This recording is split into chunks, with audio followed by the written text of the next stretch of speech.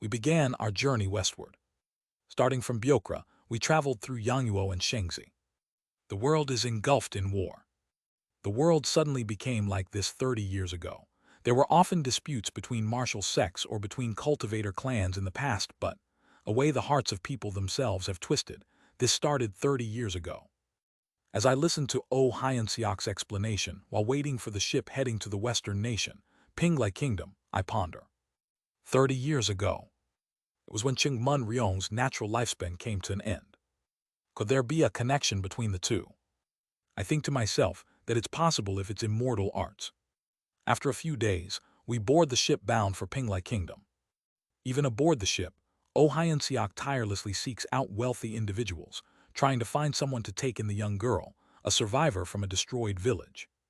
But perhaps because of the hardening of hearts as he mentioned, no one seems willing to accept Oh Hyeonseok's request. Why are you so insistent on finding someone to take the child? With Hyung Nim's capabilities, couldn't you raise her yourself? That's true, but... Oh Hyeonseok replies with a bitter smile. I don't know how to raise a child. Didn't you say you like children? As we engage in casual conversation aboard the moving ship, I hear about Oh Hyeonseok's family that I hadn't known for hundreds of thousands of years. You know it right, that my eldest brother runs an orphanage. Yes. Haiseo was from there, you know. What, pardon? This is the first time I have heard of such a thing. Oh, Haiseo was an orphan. I am so shocked that I can't find the words to respond. The company is led by three factions, the Lee family, the O family, and the Jeon family. Among the three, Oh Haiseo belonged to the O family like Oh Hyeonseok. She had quickly risen through the ranks while being close with him, so I had naturally assumed she was part of the O family bloodline. So she wasn't part of the O family lineage. It is quite a surprising revelation. He scratches his head awkwardly. My eldest brother is Haiseo's father, which is why she carries the O surname. But still, I believe I treated that child really well. Even though we don't share the same blood, we share the same family name. I treated her like my real niece ever since I first met her when I volunteered at the orphanage. Back then, she used to follow me around and she was the smartest child there. I even wanted to give my own daughter Haiseo's name. I didn't know. It seems the reason Oh Haiseo referred to Oh Hyeonseok as her youngest uncle was because of this connection. Well, it's not something I went around bragging. It's not exactly the kind of thing you boast about. Anyway, what I'm trying to say is, I wouldn't make a good father. He scratches his head again. The real good father is my eldest brother. I'm just the guy who played the gang leader in front of the orphanage kids. No, actually, as much as I grew up watching my eldest brother run the orphanage, I can't help but treat that girl the same way I treated the other orphans. He smiles bitterly. For that child as an orphan I can be a guardian, but I can't become a father like my eldest brother. That's my limit, so I'm going to find that child good parents. Better than me, that is. In a time of war like this, where would you find better parents than yourself? The words rise to the tip of my tongue, but I don't speak them aloud. Thus, after hearing Oh Hyeonseok's concerns and exchanging various conversations with our comrades, we finally arrive at Pinglai Kingdom. Upon arriving in Pinglai Kingdom, we explore various parts of the world. Jeon Myohoon seems to be gradually recovering his memories along the journey, while Seo Ran appears increasingly displeased for some reason. Pinglai Kingdom hasn't changed from before. No, it's as if the history of the time we entered the last time is still intact.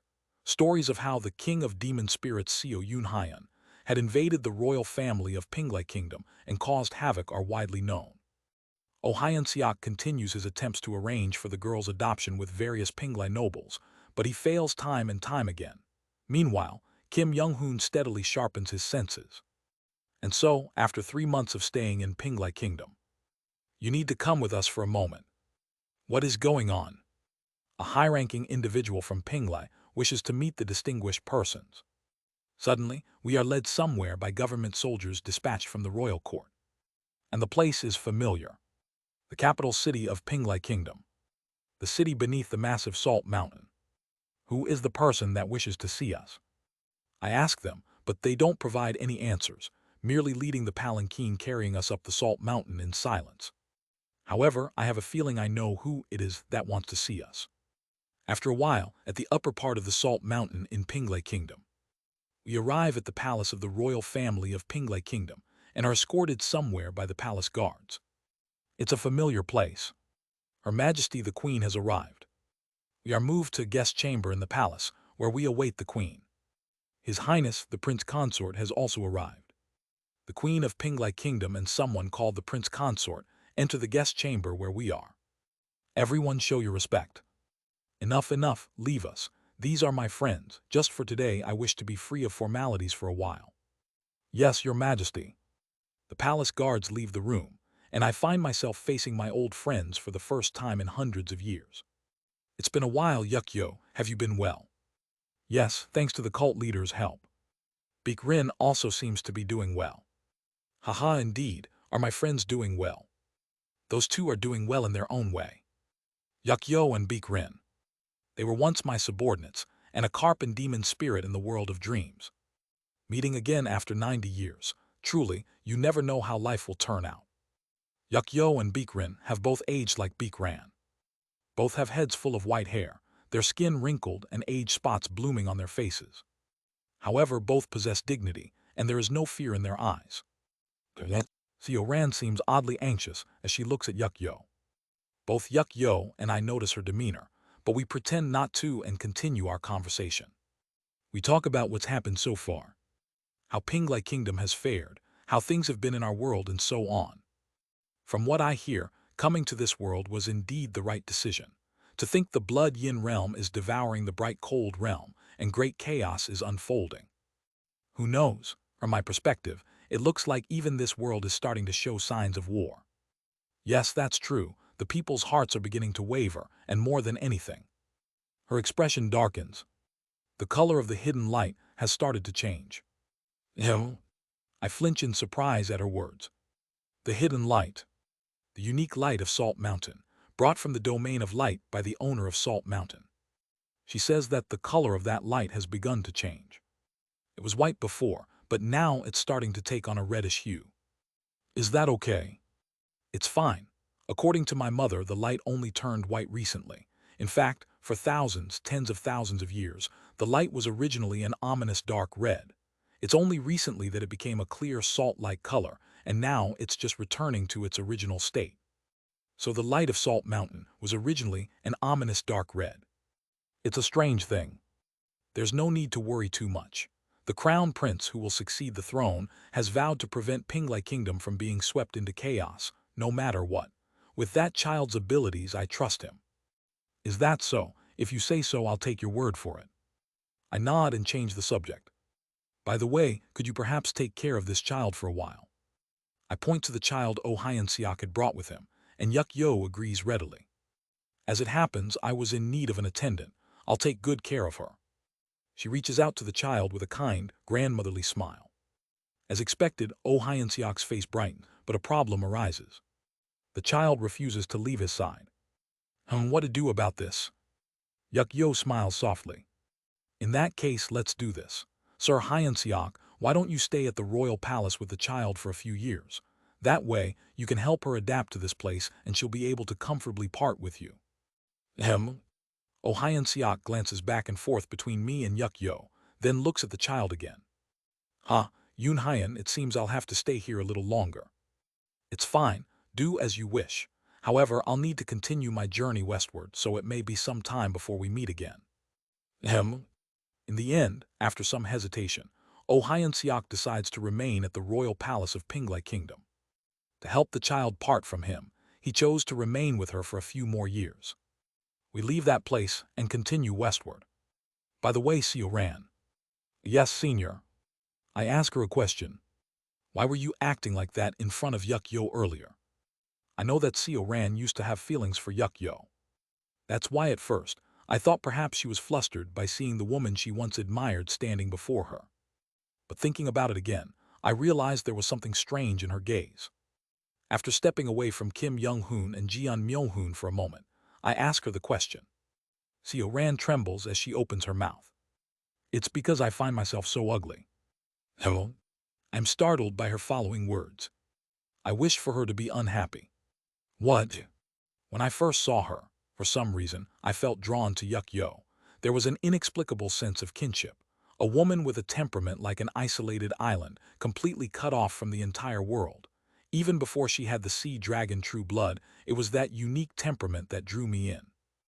Ran continues her explanation. But later, after meeting her again, I found out that she actually wanted to return to her hometown. From that moment, I somehow started to hate Yo. Covering her face with her hands, she speaks.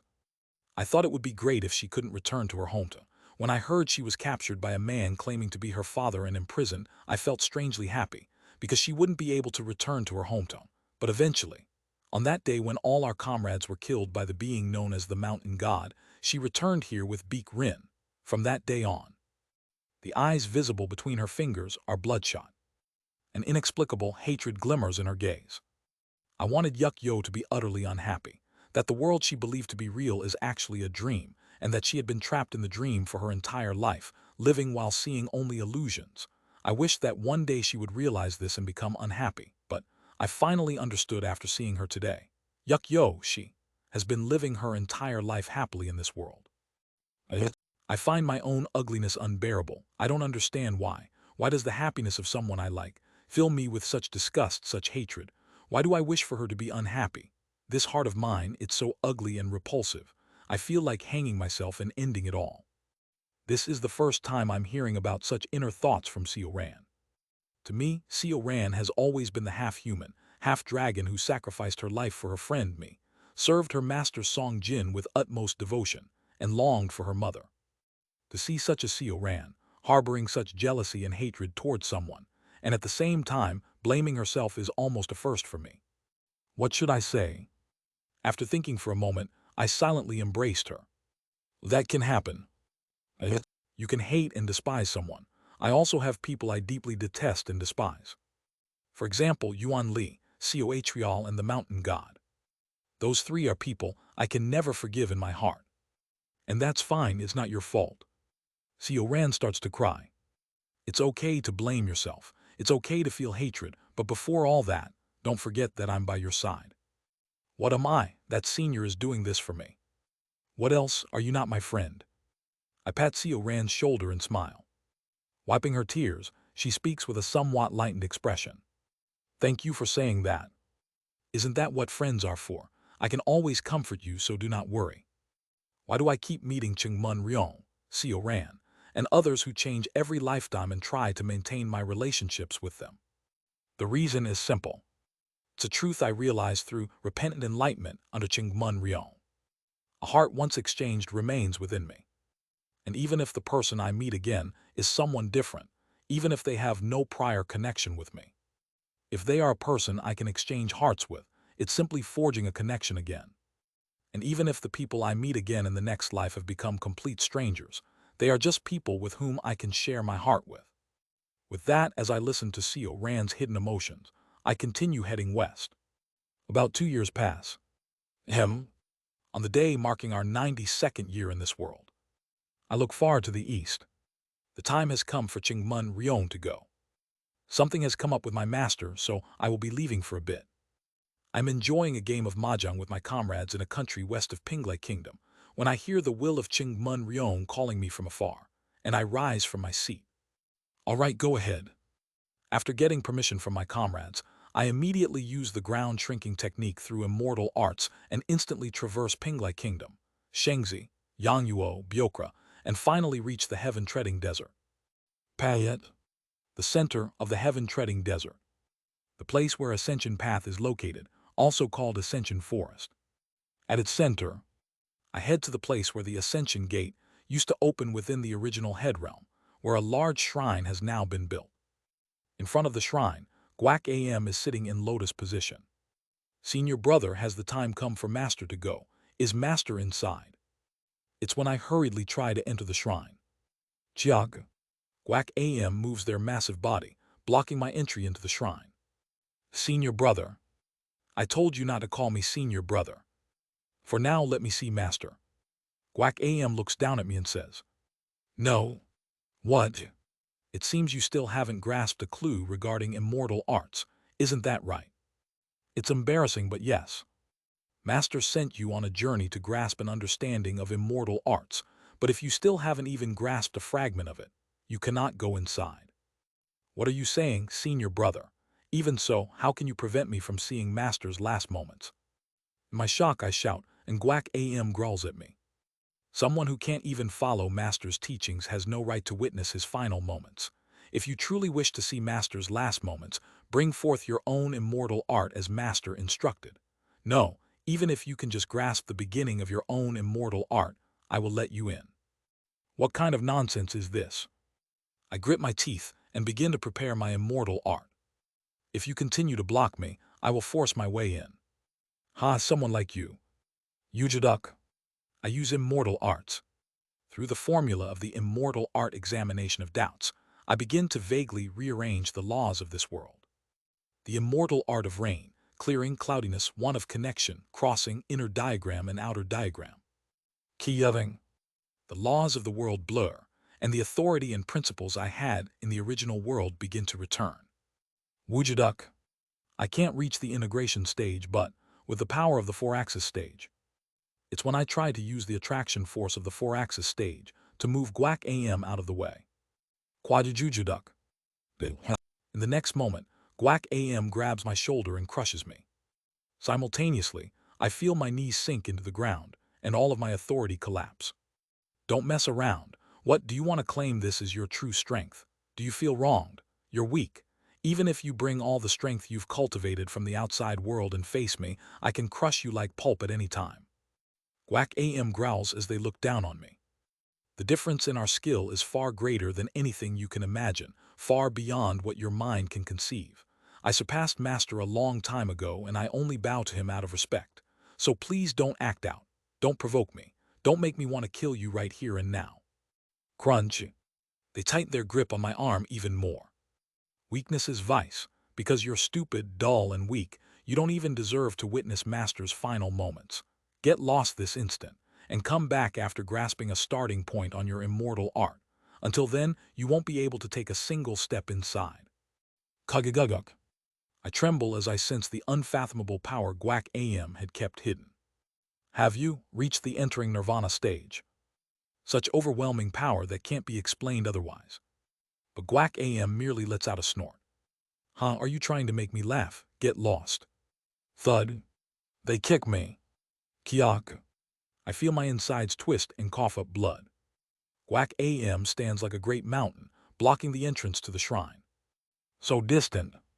Just what is the identity of this person? Just how much power are they hiding? Facing Guac M's immense power, I grip my teeth and speak.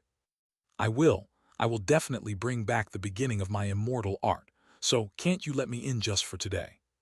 But Guac AM only looks down at me coldly. No. Crunch. I bite down so hard that blood oozes from my gums. I spit out the blood pooling in my mouth and get up from where I've fallen. I'll leave for today. It's not just today. Until you grasp the beginning of your immortal art, you will never reach this place again. Pud. With a sweep of Guac M's arm, I am instantly thrown outside Ascension Forest. Bujaduk. I try to re-enter from one side of Ascension Forest. But as soon as I take a few steps inside, I find myself outside the forest again. I try to enter once more, but the result is the same. Guac M's immortal art has sealed off the forest, making sure I can't set foot inside. I stand for a long time, glaring inside Ascension Forest before finally turning away. I will definitely return, senior brother. My own immortal art. I will definitely grasp the beginning. The presence of Chingmun Ryong's immortal art can no longer be felt in this world. I return to my comrades and speak weakly. Let's continue our journey. Chingmun Ryong told me to journey west and find the beginning of my immortal art. He said the clue lies in the distant western lands. Even if only to see his remains, I must continue forward. My comrades and I continue heading west. Another 3 years pass.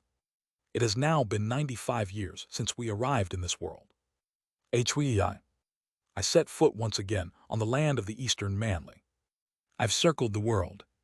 We tour the various places in Manly and return the howling Replescendent sword to its original tribe.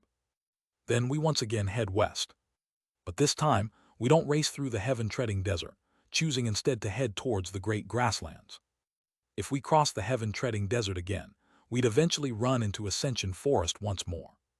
And in the great grasslands, I encounter a familiar face. Pleasure to see you, disciple of the Salt Sea Master and Senior CEO. It is none other than Azure Tiger Saint, Chungmun Sunwoo, who has regained his memories. In this world, he is known as one of the three powers of the continent, called the Rising Cloud Saint. So, you've regained your memories. Of course, considering the disciples of the Azure Heaven Creation sect exist even outside, it's no surprise he recovered his memories so quickly. Given that the number of disciples has increased so much after becoming one of the 6 great sects of the human race, it can't even be compared to when it was just in the head realm. Nice to see you, Azure Tiger Saint. I greet Azure Tiger Saint with a smile. Haha, there's no need for Senior to be so formal. It is I who should be formal to Senior, who is a human esteemed one of the Heart Tribe. It's fine, I'll reject it myself. Please don't call me Senior. I reject his offer, not wanting to be addressed as Senior by Azure Tiger Saint, and we continue our conversation. Well, in this world, I may be at a higher realm, but in our original world, you are indeed my Senior. Besides, we'll have to return to our original world eventually. If that's the case, then call me Taoist or cultivator. We sip tea and he asks me. In that case, does cultivator CEO happen to have a method to return to our original world? I'm currently looking for a way, but there is some hope. I've learned that by learning immortal arts, it's possible to twist the laws of this world. A few years ago, I had even twisted the laws of the world to draw upon the power of my main body and face Guac AM. I have expectations that through immortal arts, I might be able to open the door back to the outside world. Of course, to truly leave, I'll need to fully master my immortal art. Haha, it's good to know there's hope. By the way, how is my disciple doing? He's doing well, in fact, he now has a daughter-like child. At those words, Azure Tiger Saint smiles faintly. From the face that seemed like it would erupt with bold laughter, a warm smile spreads across his features. That's a relief. A relief, why is that? As Hyen Seok's master, I have watched over him. That child always seemed to carry a burden in his heart. A burden?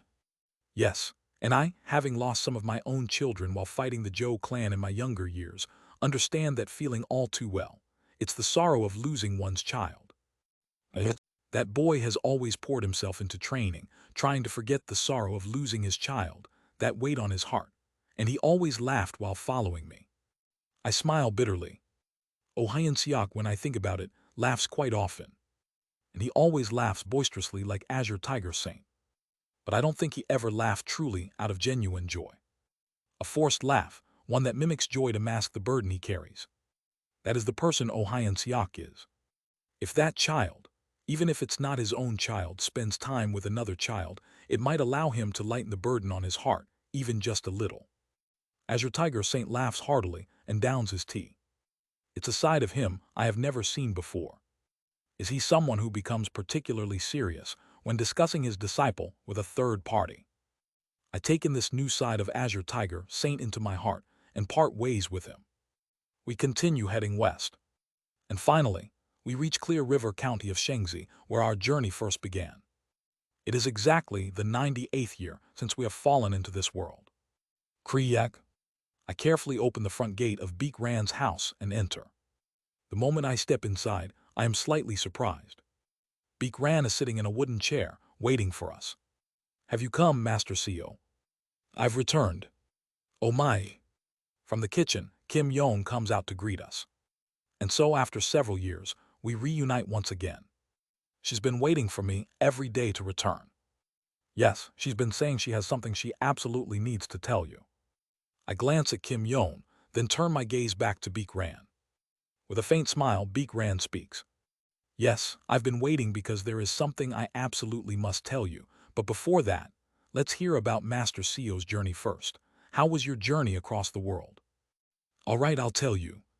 For a while, I sit beside Beek Ran and tell her my stories. Stories about the various places in this world. At the same time, memories of that time flash before my eyes. The memory of the day I toured the western end of the head realm with Buck Hyung-hwa. However, this world extends even beyond the west. It feels as if I'm telling Buck Hyung-hwa of the 10th cycle about the lands beyond the west. as if she, who had been trapped by the world's shield force and unable to head further, is sitting right next to me, listening. When the tale of my journey over several years comes to an end, I conclude by saying that I have returned to this place after circling the world once. I see, so the world eventually connects again. That's right, it's quite an interesting world. Seo Ran, Kim Young-hoon, and Jeon Myo-hoon are also present. Instinctively, I know. Even in a world where I can't see celestial energy, I can feel it. She will leave us today, on the day we returned. Beek Ran's breath grows labored. Is that all you have to say? I don't think there's anything else to say beyond this. Echu, Master Seo. She grabs my hand and speaks. I had a dream, a very deep dream. Even in that dream, I remember meeting Master Seo. You called me by a different name, not Beek Ran. Do you know anything about that? I realize what she wants from me. This is going to be a rather long story. That's all right, I can still wait that much longer. Is that so? I begin another story once again. This is not a journey heading west. It starts from Ascension Path and continues to the present. Leaving out my regression, it's the entire story of what we and she experienced so far. As the story progresses, Jeon Myo-hoon's eyes begin to tremble, and Kim Young-hoon also starts to clutch his head as if something is coming to mind. The story is long. Though for me it may seem brief, it covers nearly 1,000 years. It's far too much time to cover in a single day, so the story doesn't end quickly. We had returned to this house at dawn, but it's already evening by the time I finish the story. And that's how we fled from the being known as Blood Yin and arrived in this world. That is the end of the tale from that dream world. I see, thank you. Beek Ran closes her eyes and smiles. So that world really existed, didn't it? In a way, yes. In that case, I should tell you this. She opens her eyes again. Her gaze shines brighter than any I've seen before. In that dream world, I, who was called Buk Hyung Hwa, before I turned to salt, had something I wished to tell Master Seo. Something to tell me. Though it may be lacking since it's not coming from her directly, these are the words from her from the dream conveyed through me. Please listen. I nod, seriously listening to her words. She, while studying the constellations of the head realm, researching the Norgi, and investigating the connections between the black ancient paper and the ancient force realm, came to understand the true nature of something called Go Chinese letter / ancient. True nature of Go. Yes, Go means a dream that has ended. From Beek Ran's mouth, the truth that Buk Hyung Hwa discovered flows out. People are animals that dream, especially humans whose upper dantians have evolved, dream far more than any other animal. I see. The reason why human form immortal beasts have the word Go in their names. It is because humans are animals that dream. However, all dreams must eventually end when light dawns. The power of such ended dreams is what we call the power, Chinese letter / force of Go ancient. That's right. The sensation I felt in this world, similar to the ancient force realm, was because this world is essentially a dimension that is the same as the dimensions within the dimensional sea of the ancient force realm. Her explanation continues. And she came to understand about ancient force and realized that an enormous dream was connected to her Norgi. So, she made efforts to access that world within the dream. As you might have already noticed, the enormous dream she discovered was this world. Is that so? A true immortal's dream, even after ending, seems to leave behind such a vast dimension. Then is this world one that really exists? Seo Ran listens carefully to those words. Beek Ran smiles. It does exist. Why is that? The dimensions of the ancient force realm she discovered are completely ended dreams. But the dream of this world has been inherited by someone. Inherited? Yes, the original owner of the dream passed it on to someone else. Because it has been inherited by someone, this world exists. It is no longer a mere dream, but a will that is being passed on. Since it is being passed on, it is a meaningful world, not a meaningless one. Is that so? As I contemplate the meaning of the ancient force realm, Go, and the existence that inherited the world of Salt Mountain, Beek Ran's words continue. And the same applies to you. What? She grabs my hand. If what I saw in the dream is true, then you carry the greatest guilt and pain in your heart more than anyone else in this world. Isn't that so?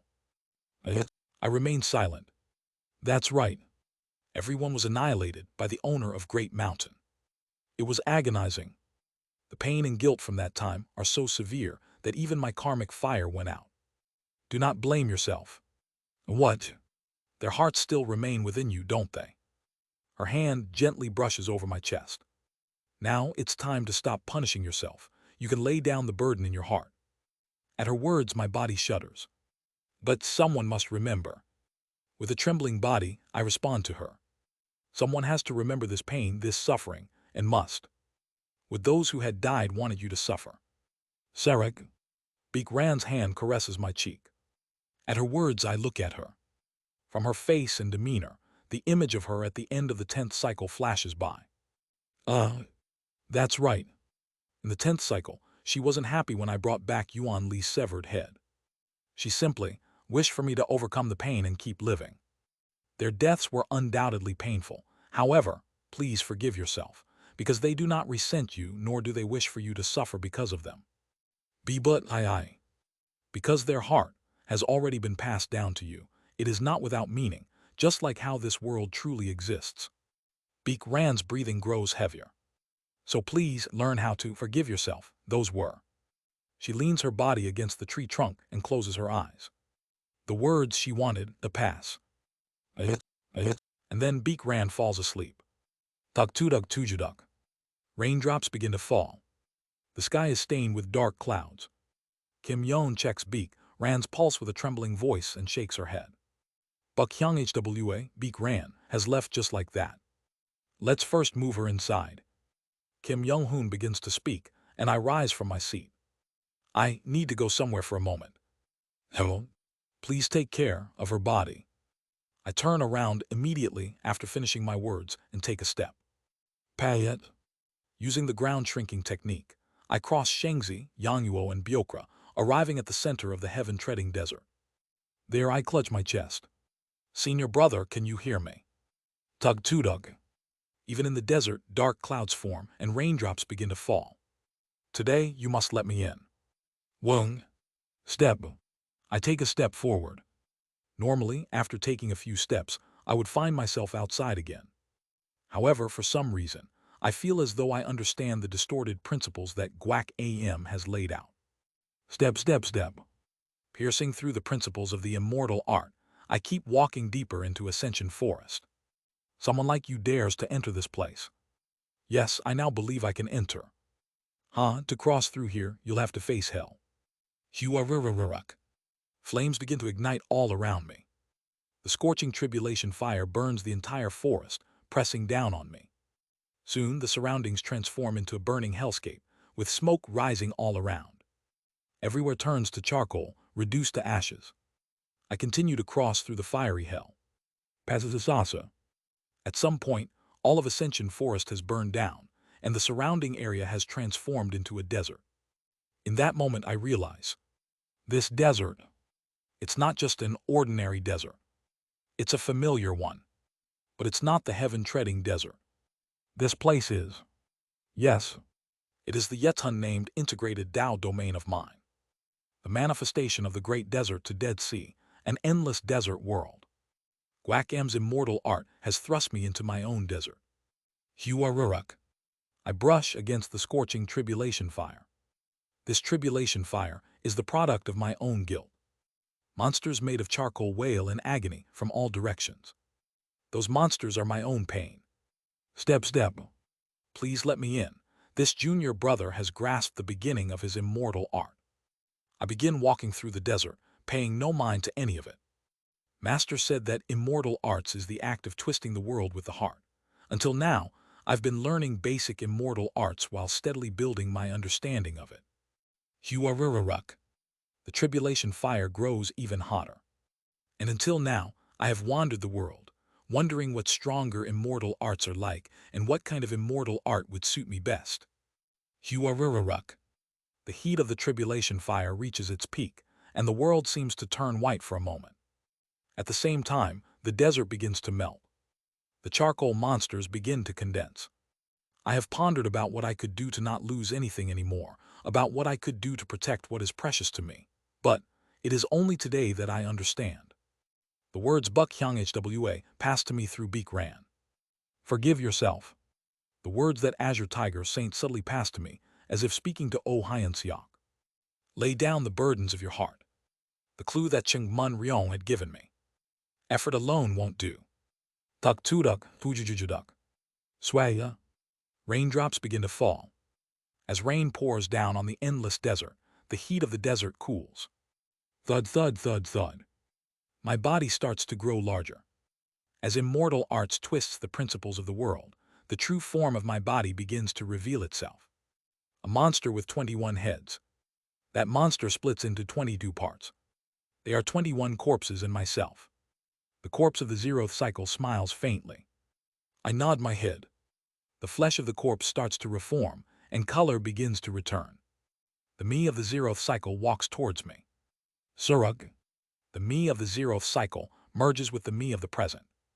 Following that, the me of the first cycle revives and overlaps with me. The me of each subsequent cycle walks towards me and merges. The traces of my 21 lives are returning to my embrace. The body that had definitely taken on the form of a monster is now returning to the form of the human Seo Yun Hyan. At the same time, as the rainwater cools the desert, another sight begins to reveal itself. It is an endless expanse of glass, Chinese letter, mountains and seas. TL, the Korean word for glass, can also mean lapis lazuli, being koyuti enus. The charcoal monsters condense and turn into diamonds, and the desert sands melt and cool, forming a glass sea of trees. The burning desert transforms into a forest of glass. Then my 21 corpses revive and overlap with myself. In the end, in obtaining one's own immortal art, while effort is important, isn't it also necessary to look into one's own heart? The moment the glass forest is completed, I pass through the glass forest once more, arriving at the very center of Ascension Forest. Before the shrine of the Salt Sea Master, I have grasped the starting point of my immortal art. If I refine this method I've created, by the time I reach the true immortal realm, I will definitely have obtained my own immortal art. 5 surpassing paths to cultivation. Yin Soul Ghost Incantation. White Orchid Blessing Incantation. Black Blood Tears Flower. 5 Elements Blood Curse Banner. Black Ghost Curse Banner. Extinguishing Realm Demonic Curse Banner. Silica Earth Great Wall Practice. Wonderfully Mysterious Innate Heart Cannon. Teji Quaking Lightning Body. Vast Cold Formula. Devil Legion Terracotta Scroll. Ghost Immortal QE Devilish Secrets. 6 Extremes Yin Thunder Body. Summoning Wind Dragon Transformation. Azure Spirit Starlight Quintessence Great Method. Great Mountain Splitting Emperor Technique. Mysterious Bizarre Goo Spirit Sealing Bodkin Dragon Form Disguise Method. Hidden Consciousness Technique Flower Soul Filling the Heavens. Extinguishing Divine Tribulating Heavens Technique. And the Canvas of Myriad Forms and Connections. 1,000 Lusters to Forest Sea. Great Desert to Dead Sea. All the methods I've learned and seen so far are fully melted and integrated, forming the potential for my own immortal art. Crystal Glass to Treading Sea. Chinese letter, Chinese letter, Chinese letter, Chinese letter, Chinese letter. Seo Yun Hyan's innate true method. Crystal Glass to Treading Sea. This is the answer I present regarding my own immortal art. That should do it right. I'm going in. I walk straight towards the shrine that no one is guarding. Guac AM doesn't particularly stop me. Inside the shrine, at last I can see the last moments of Chingmun Ryong. He is sitting in a lotus position, his eyes closed. His corpse is still clean, as if he just died moments ago. Had I not sensed the absence of life, I would have thought he was still alive. Master, I stare blankly at Chingmun Ryong for a moment. And then I bow. Once, twice, thrice, 9 times. And finally, when I give the 10th bow, Payet, a pure white radiance bursts forth from Chingmun Ryong's body. Hiat. I take a sharp breath. It's Chingmun Ryong's soul. Chingmun Ryong's soul looks at me warmly from within the radiant glow, then rises up to the sky and scatters. Tiny particles of light like grains of salt fall to the ground. Have you been waiting for me? And then I hear someone's voice from up ahead. You fool. Seen your brother. Even after Master took his last breath and his life was severed, he insisted on seeing you complete the first step of your immortal art, waiting for you till the very end in that vessel. It's not made clear if it means fate or life. I look ahead, into the darkness of the shrine. There stands Guac Am. I blink my eyes. Guac Am's appearance is one I'm seeing for the first time. They are no longer dressed in their usual rags and bandages, but in a deep, dark red robe. The robe is covered with the faces of countless screaming humans. Their hair, long enough to reach their waist, has a deep, navy blue hue. I can't see their face because they're kneeling, facing the other way towards a tablet. The tablet bears the inscription, Salt Sea Supreme Deity, Chinese letter, Chinese letter, Chinese letter, Chinese letter. There's what I said to you before, and Master's lingering thoughts also requested it, so killing you will be in the distant future. Pardon, what do you mean? I said let's meet above, didn't I, you fool? At those words my eyes bulge wide. There's only one person who's ever said that to me. You, could it be? I realize Guacam's true identity, and I feel my eyes reddening with veins of blood. Why are you here? What do you mean, why? Isn't it obvious? I'm the gravekeeper. They speak in a gloomy voice.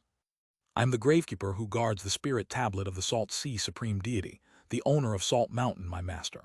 Rather than someone who dares bring in things like snakes, as his disciple, I am far more devoted.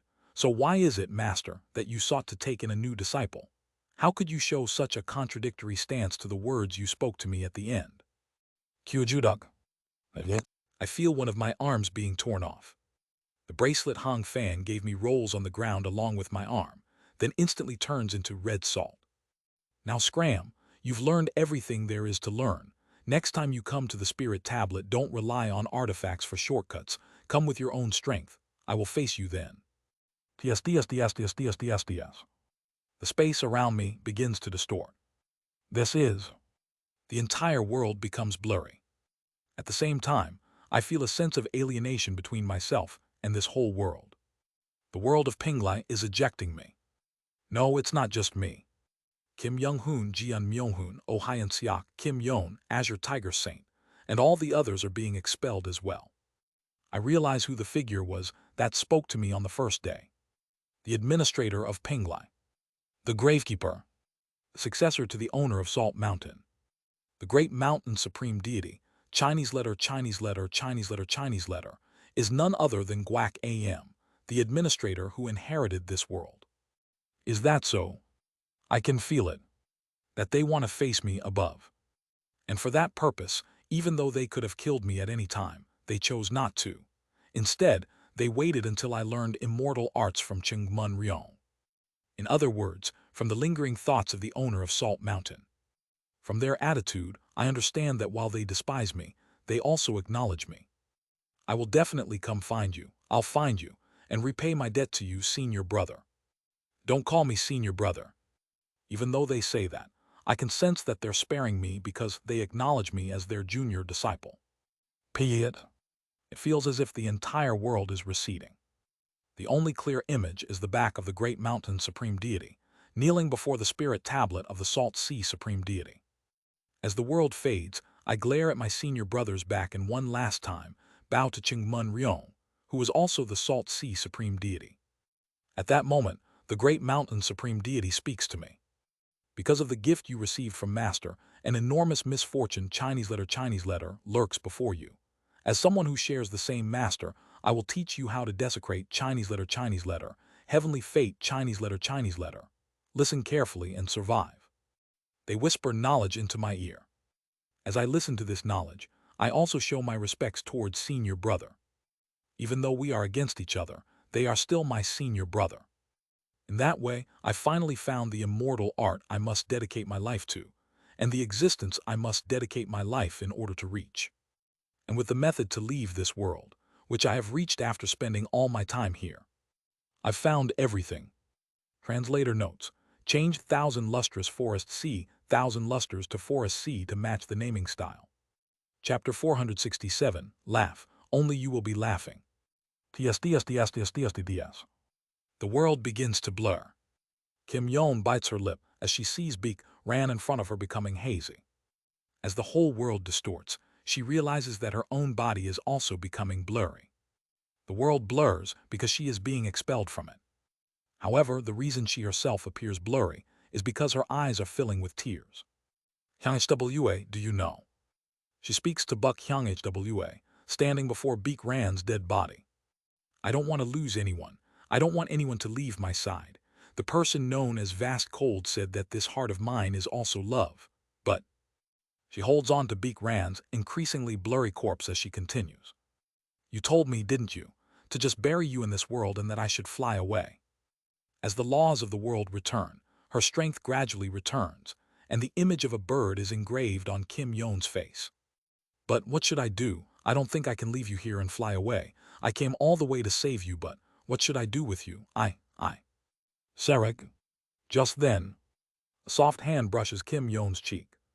It is the soul of Buck Hwa, bathed within the pure white light. Her soul, reincarnated in this world using Beek Ran's body, appears as she did in her youth, during the most beautiful time of her life. "Do you know?" As if she had regained all the memories of her past life, Buck Hwa's soul looks warmly at Kim Yoon and speaks. "They say a person is made up of three things: the chi of the flesh, the soul of the spirit, and the fate bestowed by the heavens."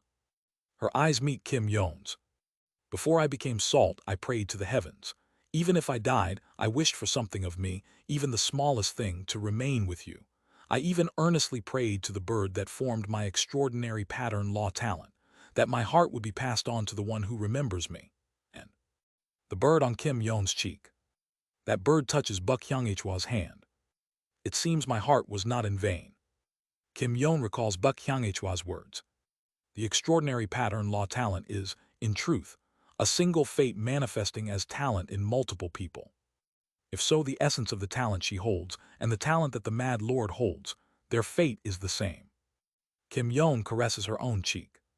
Why did the Mad Lord's extraordinary pattern law talent transfer to her? Previously, she simply thought it was because the Mad Lord was her master.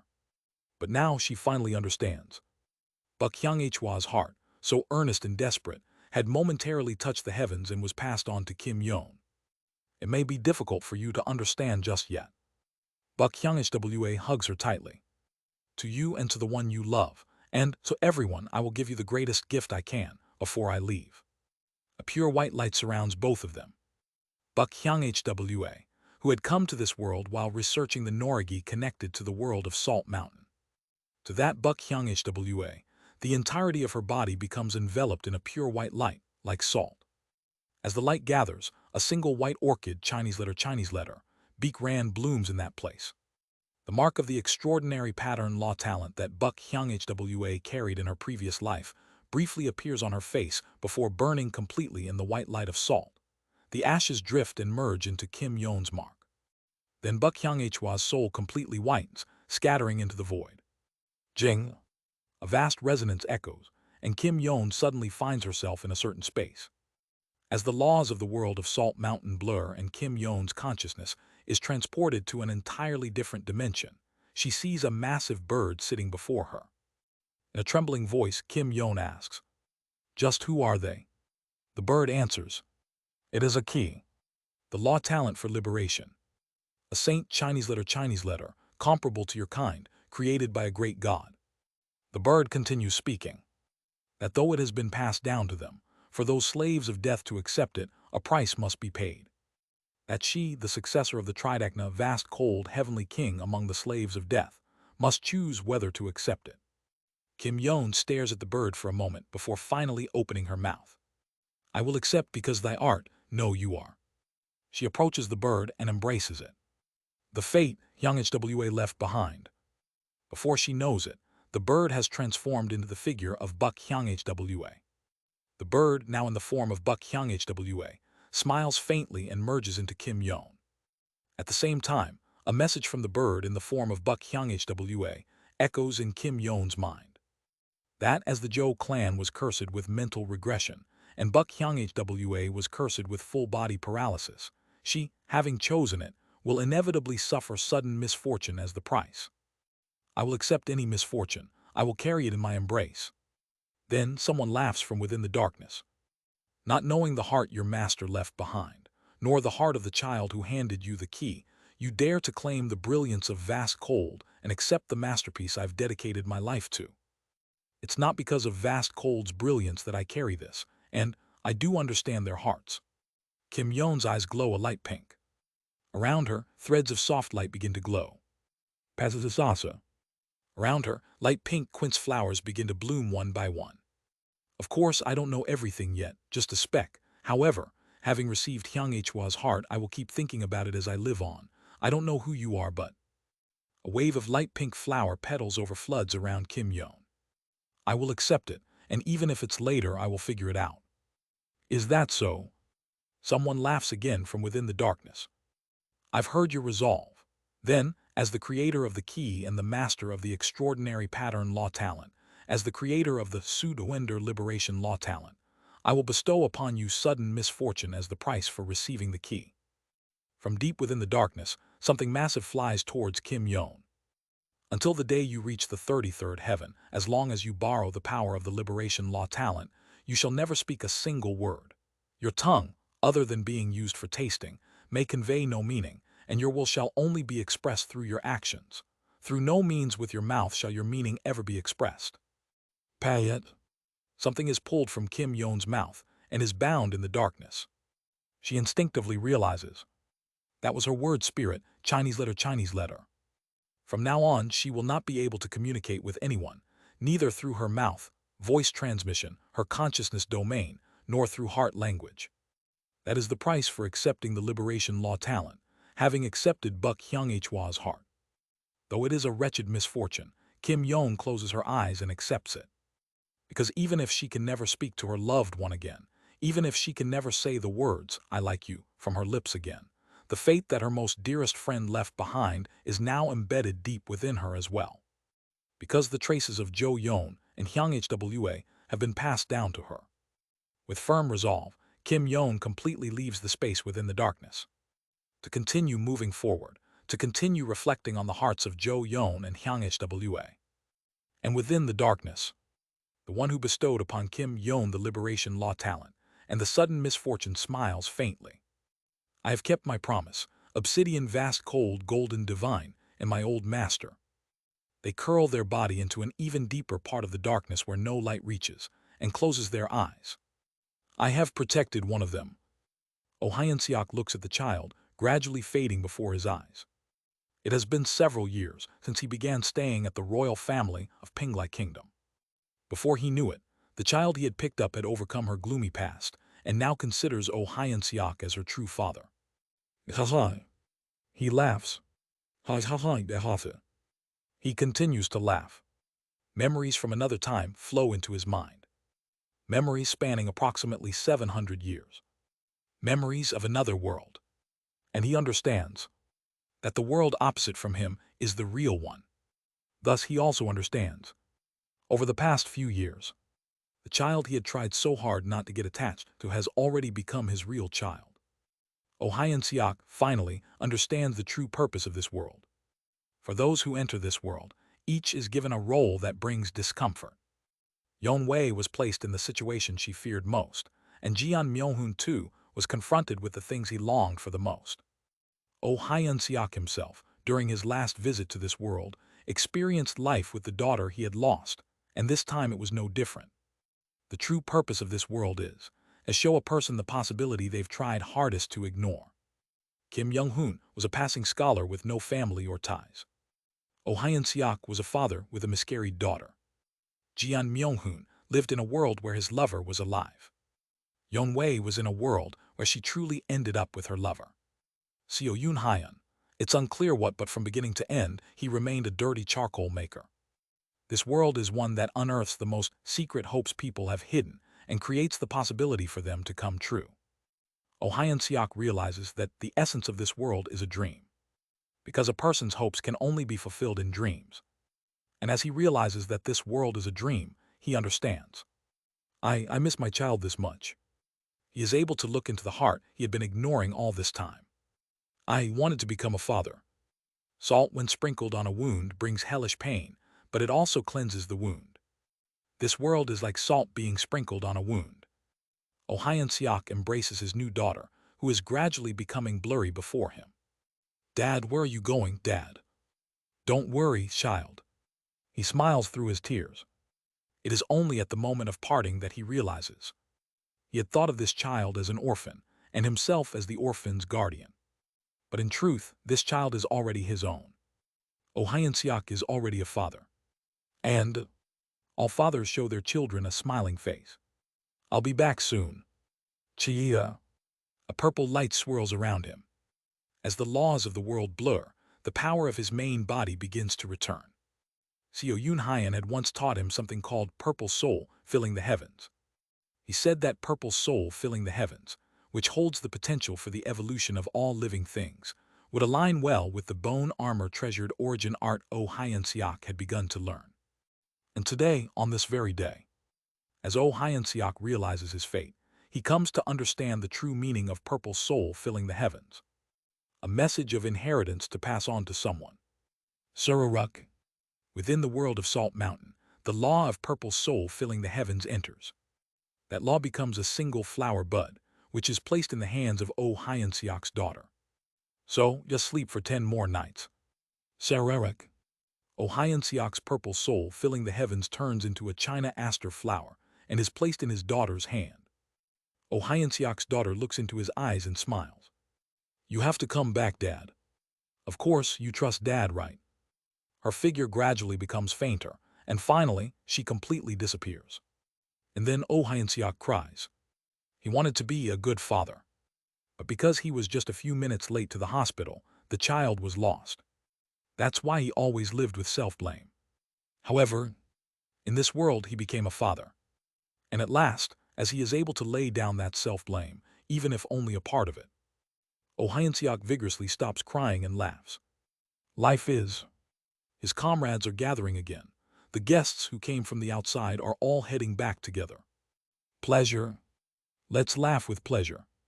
Let's laugh at any time. For the daughter he will meet again someday.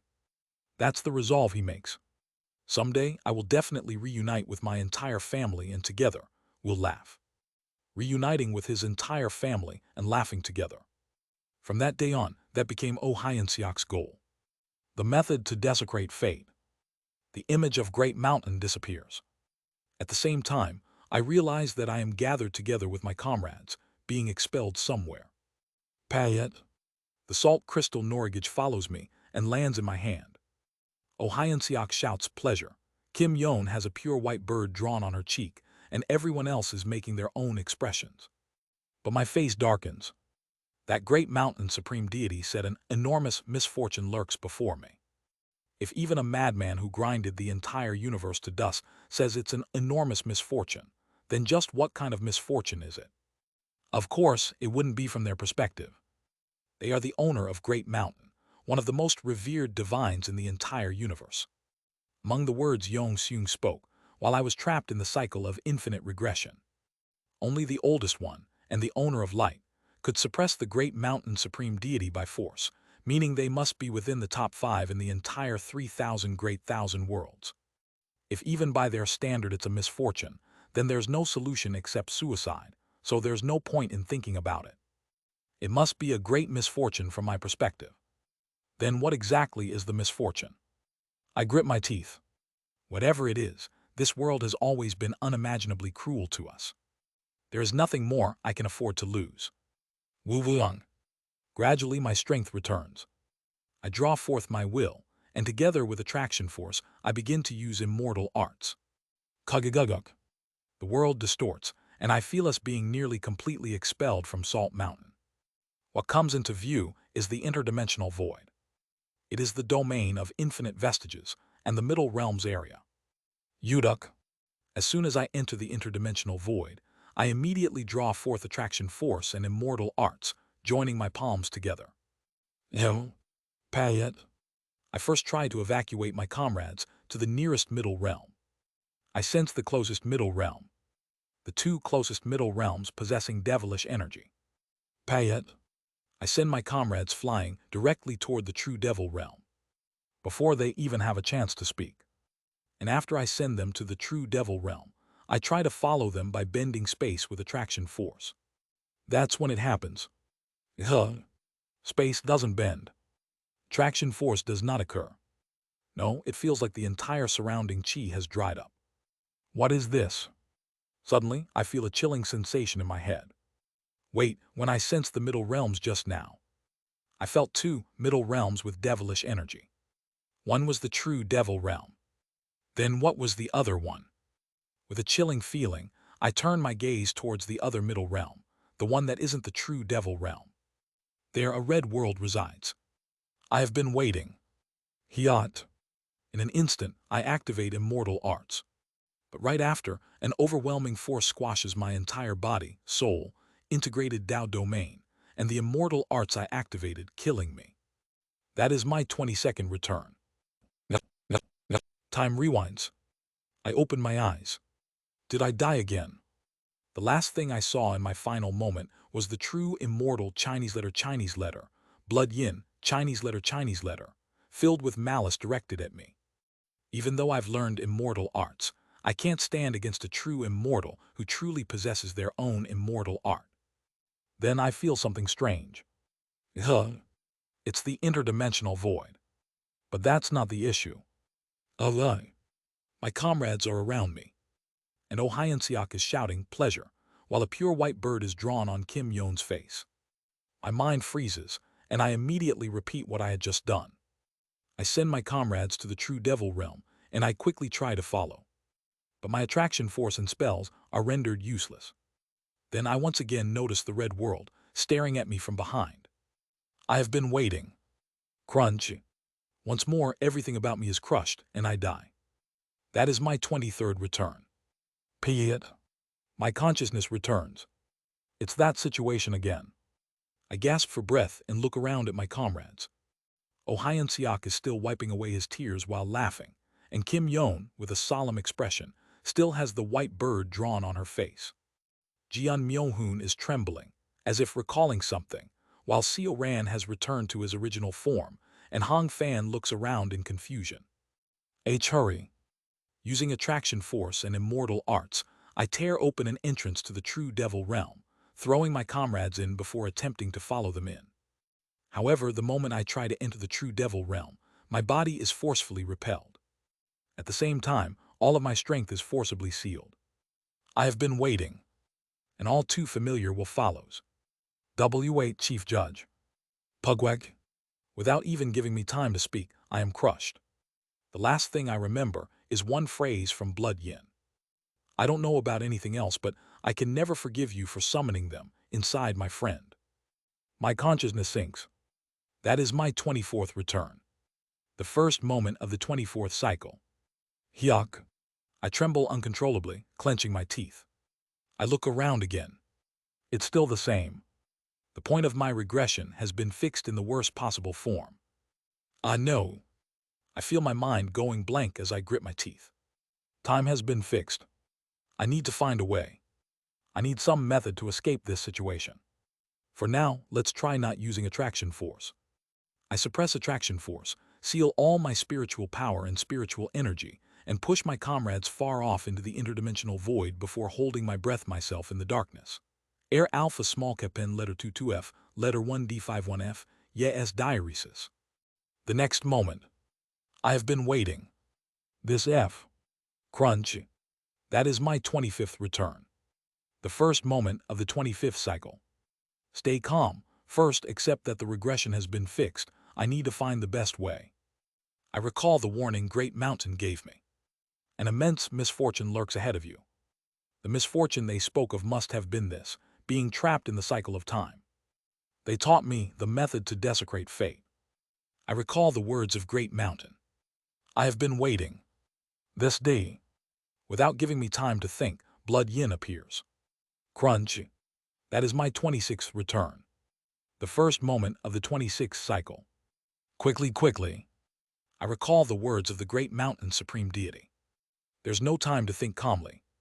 Remember, fate must be fulfilled. The fates prophesied by true immortals are of a nature that must be realized. Blood Yin prophesied that our meeting is an inevitable fate. Thus that fate must be fulfilled. You too can shatter a prophecy head-on once you reach this domain, but since that's impossible for you right now, I'll have to teach you a trick. Listen carefully, you fool. The method to desecrate fate is simple. If there's a fate where the universe will be destroyed, the way to twist that fate is to raise a slave called the universe, and then kill that universe. If you do so, fate will be fulfilled, no matter how forced it may be, and you'll be able to escape the absoluteness of fate by insisting to the world that you didn't resist fate. That is the way to mock and desecrate fate. Quadug. I immediately cut off my arm and create a cursed beast. Karug. The cursed beast rolls its eyes, unable to grasp the situation, and I shout at it. From now on, you are blood yin. There, we've met now. Everything is done right. I'm leaving. I open the door to the true devil realm together with my comrades. They reach the true devil realm, and I am thrown out. Tung. Hyok hyok nechiok. Dripping in cold sweat, I look back. I have been waiting. The figure is there again. That is my 27th return. The first moment of the 27th cycle. I realized that I'm a moron. Because I didn't have enough time to think things through, I acted too hastily. But even without time, failure still leads to growth. More of Great Mountain's words come to mind. Of course, a being on the level of a true immortal wouldn't leave behind such a sloppy loophole.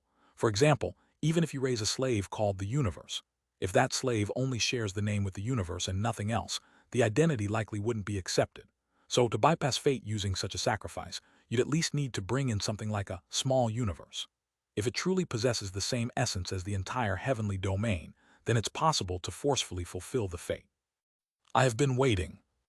At least give me some time to reflect on the past. 28. TL, one of the two ways to say 28 is similar to this fuck. Pudug. That is my 28th return. The 28th cycle. I have no choice but to recall Great Mountain's whispers, even faster in this ever-pressing time constraint. Therefore, the method to desecrate fate is to perfectly fulfill that fate on a smaller scale. By doing so, you'll build up resistance to that fate, making it difficult for the same fate to affect you twice. That is the only way for someone at your level to defy fate. In short, it's a kind of apotropaic magic. Like stepping in dung and encountering a small misfortune, thus avoiding a greater disaster. By warding off bad luck like that, just as I gained resistance, after seeing governing immortal and indirectly encountering higher beings.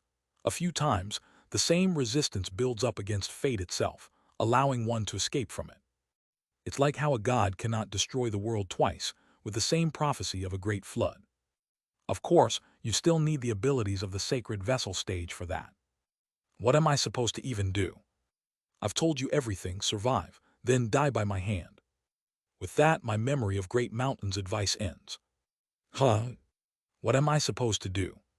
I have been waiting. Hold on, elder. Crunch. Perfectly, same essence, small scale, fulfill fate. That is my 29th return. The 29th cycle. Tung. As soon as the cycle begins, I send my comrades flying toward the astral realm, while I move to the true devil realm. I let out a cry of joy. I did it.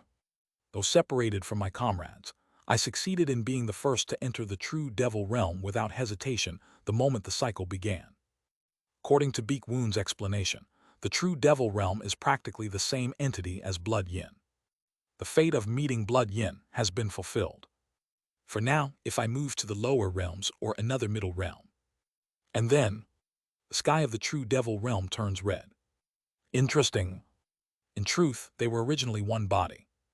Though separated, they are the same entity, so I thought the fate of reunion was fulfilled. Is it because the name is different? A name carries fate. The being who was once Yu Hao Ti was renamed Blood Yin, and their fate has also changed. In that case, the true devil realm is not the same as Blood Yin. I have been waiting for you, you called upon them, you alone cannot be forgiven. But at the same time, because they were once the same entity, it's a world where they can interfere whenever they want. Is that it? Feeling an overwhelming despair, I grit my teeth and pull out the last resort I can muster. Immortal cultivation is repentant enlightenment, just like tiny grains of salt. Crunch. That is my 30th return. The 30th cycle. I feel my mind slipping from the 30th cycle. It feels so distant. There's no answer. Just how in the world am I supposed to escape from here? I sense that the being can follow me, even if I escape to the ends of the universe. Even pulling out the phenomena extinguishing mantra won't work. I'll be killed before it activates. No, even if it does activate, the difference in level between me and Great Mountain is so vast that it would barely destroy the human realm territory and the surrounding area, let alone the heavenly domain. Extinguishing divine tribulating heavens. I invoke another immortal art that twists fate, the extinguishing divine tribulating heavens technique. A cloud of calamity obscures the sky, blocking fate. Do you know how many times I have suffered at the hand of the lightning immortal? Pugwag. The red world pierces through the black cloud and crashes down on me. I have waited a long time. Crunch. That is my 31st return. 31st cycle. I laugh maniacally. Everything feels utterly hopeless, just as it did when everything was destroyed by the Great Mountain Supreme Deity. When I was tortured by Yong-seung, I did recover my memory at the last moment. But since I lost the memory of me within the countless regressions, it didn't feel this distant. But this time I can feel it very clearly, that there really is no answer. I am trapped in this timeline. Huahata. I have been waiting. Huah. Crunch. That is my 32nd return. 32nd cycle. Huah. I hurl myself at Blood Yin with every bit of strength I have. I die while only screaming. That is my 33rd return. 33rd cycle. 34th cycle. 35th cycle. You bastard, do you know who I am? I am the current chief judges. Bajuduk Bajujuduk. I try to impersonate one of the beings of the underworld with the intensifying aura of death, but I die in the most excruciating way so far. That is my 36th return. 62nd cycle. 63rd cycle. 64th cycle. Jingly, jingly, jingly, Yong-seung, Yong-seung, Yong-seung, UXXX. Somebody, anybody, come here, hurry, please. That is my 65th return. 222nd cycle. 223rd cycle. 224th cycle. Ho-ho Taoist blood, do you know who I am? Sent by the oldest one I am. Just who are you daring to impersonate? Jiang. Chidajidajidak. I die experiencing not only every imaginable pain a human body can endure, but also the pain that can be endured by every living being of the bright cold realm, true devil realm, and blood yin realm. That is my 225th return. Which cycle am I on again? I remember now. This is already the 500th cycle. I feel my head aching as I think. Even as I keep dying, I think. In all 500 attempts, I've tried everything I could, using every plan and power at my disposal. I've shouted for Jingli, I've even tried calling upon Yong-seung and the heavenly venerable of time, and even the radiant 8 immortals that Baek Woon once called upon. But the time given to me is too short. No matter what I do, I die in an instant. It's impossible to fight back. Even the method to defy fate, that Great Mountain told me about, cannot be attempted unless I reach the sacred vessel level. But I'm not even at the star-shattering stage, let alone the sacred vessel stage. My martial realm is at void-shattering, but still. Await. As I meet my 558th death, something comes to mind. Can I do it? I grit my teeth as I organize the thought that just popped up in my head. There was a time when I even tried to return to Blood Yin, but that didn't work either. I just ended up dying a slightly more painful death. Asking for help from someone won't break this situation. I need to raise my realm. Right now. I must raise both realms of the heaven and earth tribes to reach the star-shattering stage. Crunch. 612th death. If I turn heaven, earth, and heart into the star-shattering stage, the 3 great ultimates will manifest. Moreover, within my domain, there is even the artificial star created by the Mad Lord. If I rise to the star-shattering stage, I'll be able to match heaven, earth, heart, and puppet. If I can do that, perhaps with the realm of the star-shattering stage, I might be able to wield strength comparable to the sacred vessel stage. I'll rise to the star-shattering stage, use the strength of the sacred vessel stage to defy fate and break through head-on. A head-on breakthrough. That is the only option left for me. Amidst endless deaths, I begin to continuously undergo repentant enlightenment from the chi-gathering stage to the star-shattering stage, all for the sake of a head-on breakthrough. 700th cycle. With eyes gleaming, I form hand seals. From now on, I will begin the star-shattering advancement ritual, starting from the chi gathering and chi refining stages all the way to the integration stage. There is a commonality in the advancement rituals for advancing through these stages. It is precisely the concept of building up. During the chi refining stage, one builds up heaven and earth spiritual energy. From the chi building stage, it's the spiritual power refined into pure spiritual force. From the core formation stage, spiritual power is even more densely packed inside the golden core, and in the nascent soul stage, spiritual power is divided and stored in the nascent soul. During the heavenly being stage, heaven and earth spiritual energy is used to build the heavenly circle. In the four-axis stage, the 5 elements and 5 blessings are used to build the earthly bearings. In the integration stage, the heavenly circle and earthly bearings are combined to fill the integrated Tao domain with heaven and earth spiritual energy, building the 6 harmonies divine powers. This is the commonality across all immortal cultivation that begins from the chi refining stage.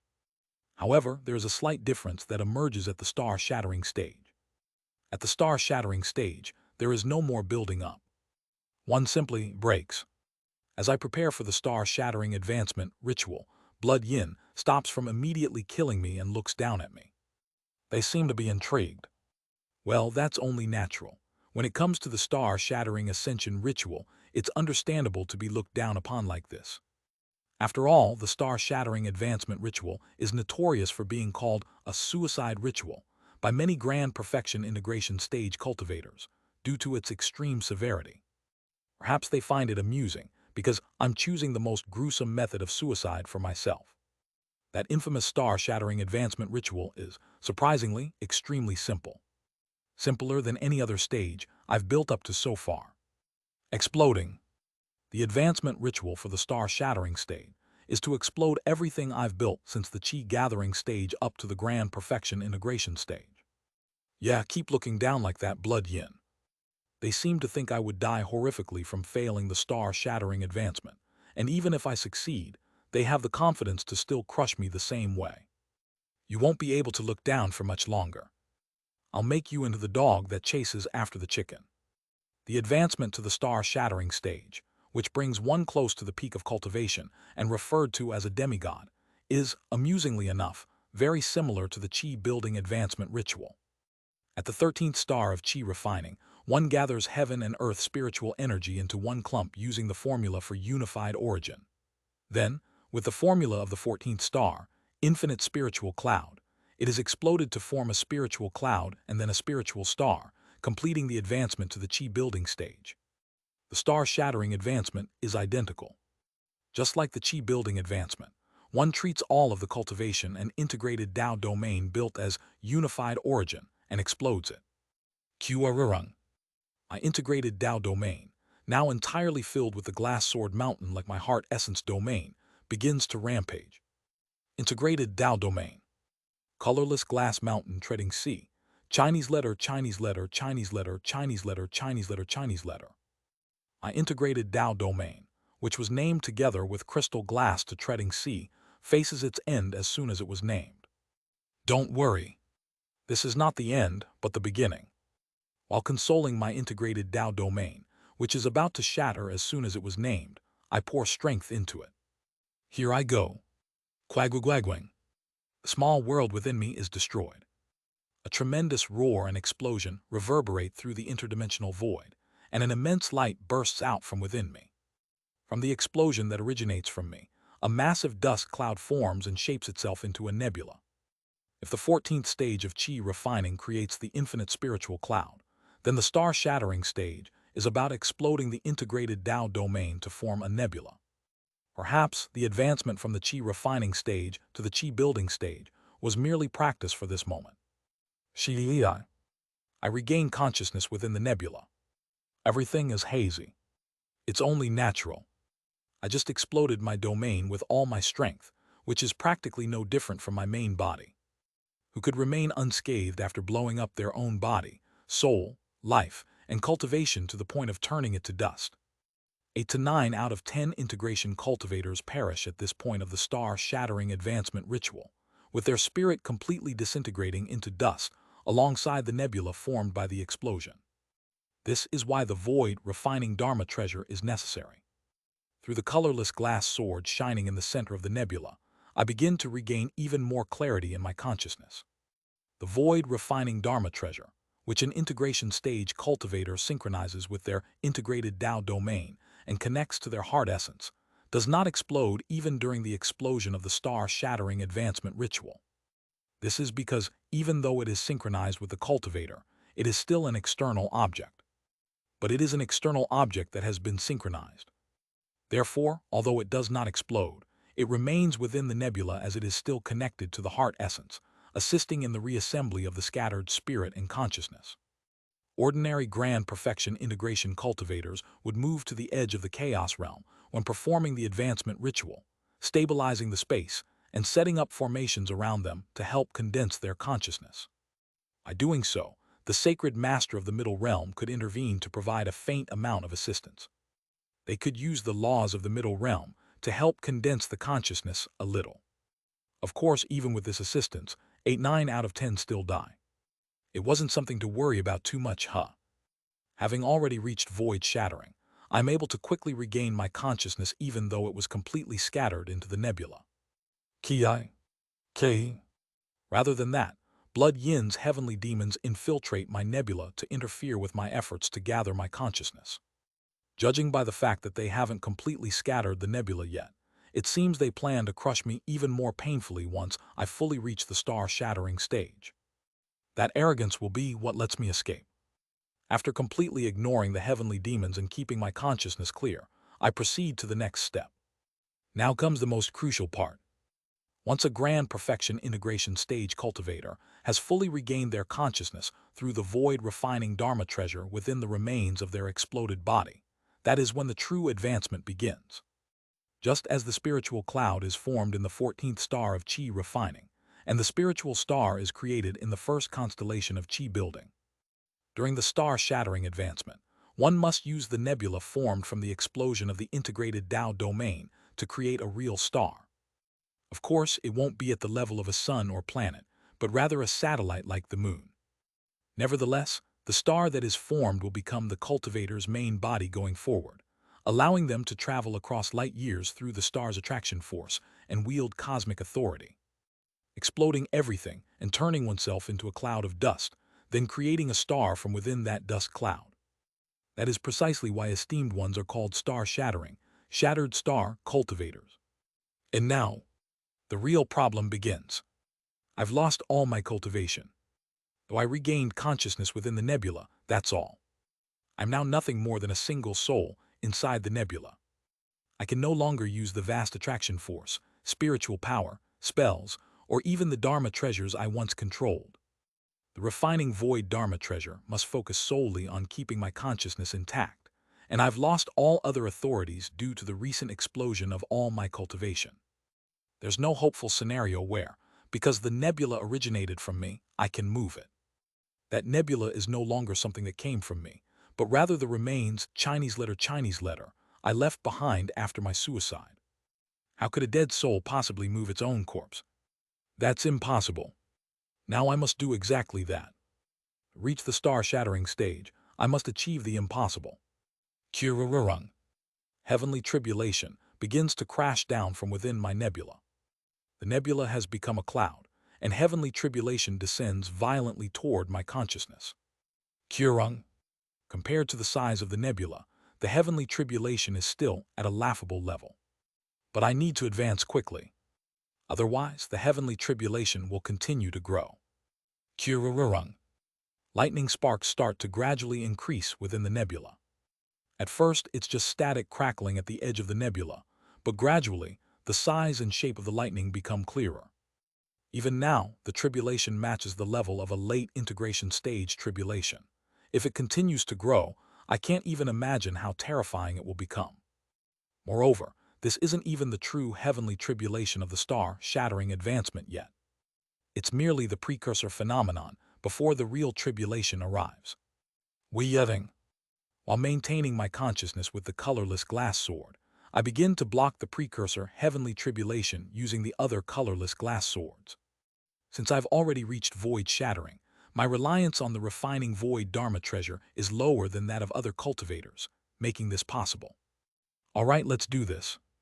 In the integration stage, one gains 6 divine powers. According to what I learned from Chingmun Ryong, these 6 divine powers of the integration stage are actually the basic immortal art, various omens. Furthermore, immortal arts can be activated purely with the heart, without the need for cultivation. It seems any cultivator who hasn't trained the 6 divine powers of the integration stage into the domain of immortal arts won't even be able to attempt the star-shattering advancement. At this moment, having lost all cultivation, what is necessary to condense a star is precisely various omens. Rain Chinese letter, sunlight Chinese letter, heat Chinese letter, cold Chinese letter, wind Chinese letter, time Chinese letter.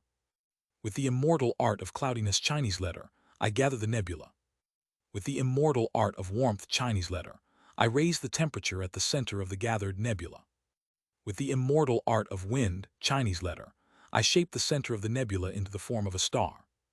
With the immortal art of flow of time Chinese letter, I begin the rotation of the star. With the immortal art of coldness Chinese letter, I gradually cool the temperature of the star.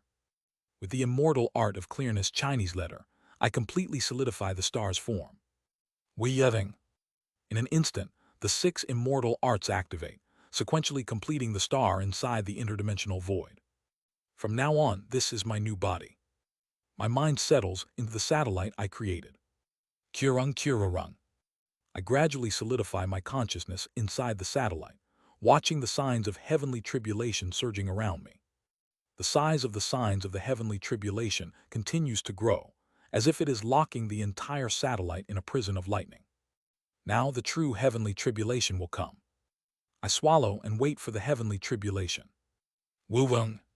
In my sight, the middle realms begin to appear. Each of the middle realms has its own sky, and in each of those skies, constellations are reflected. Then what are those constellations?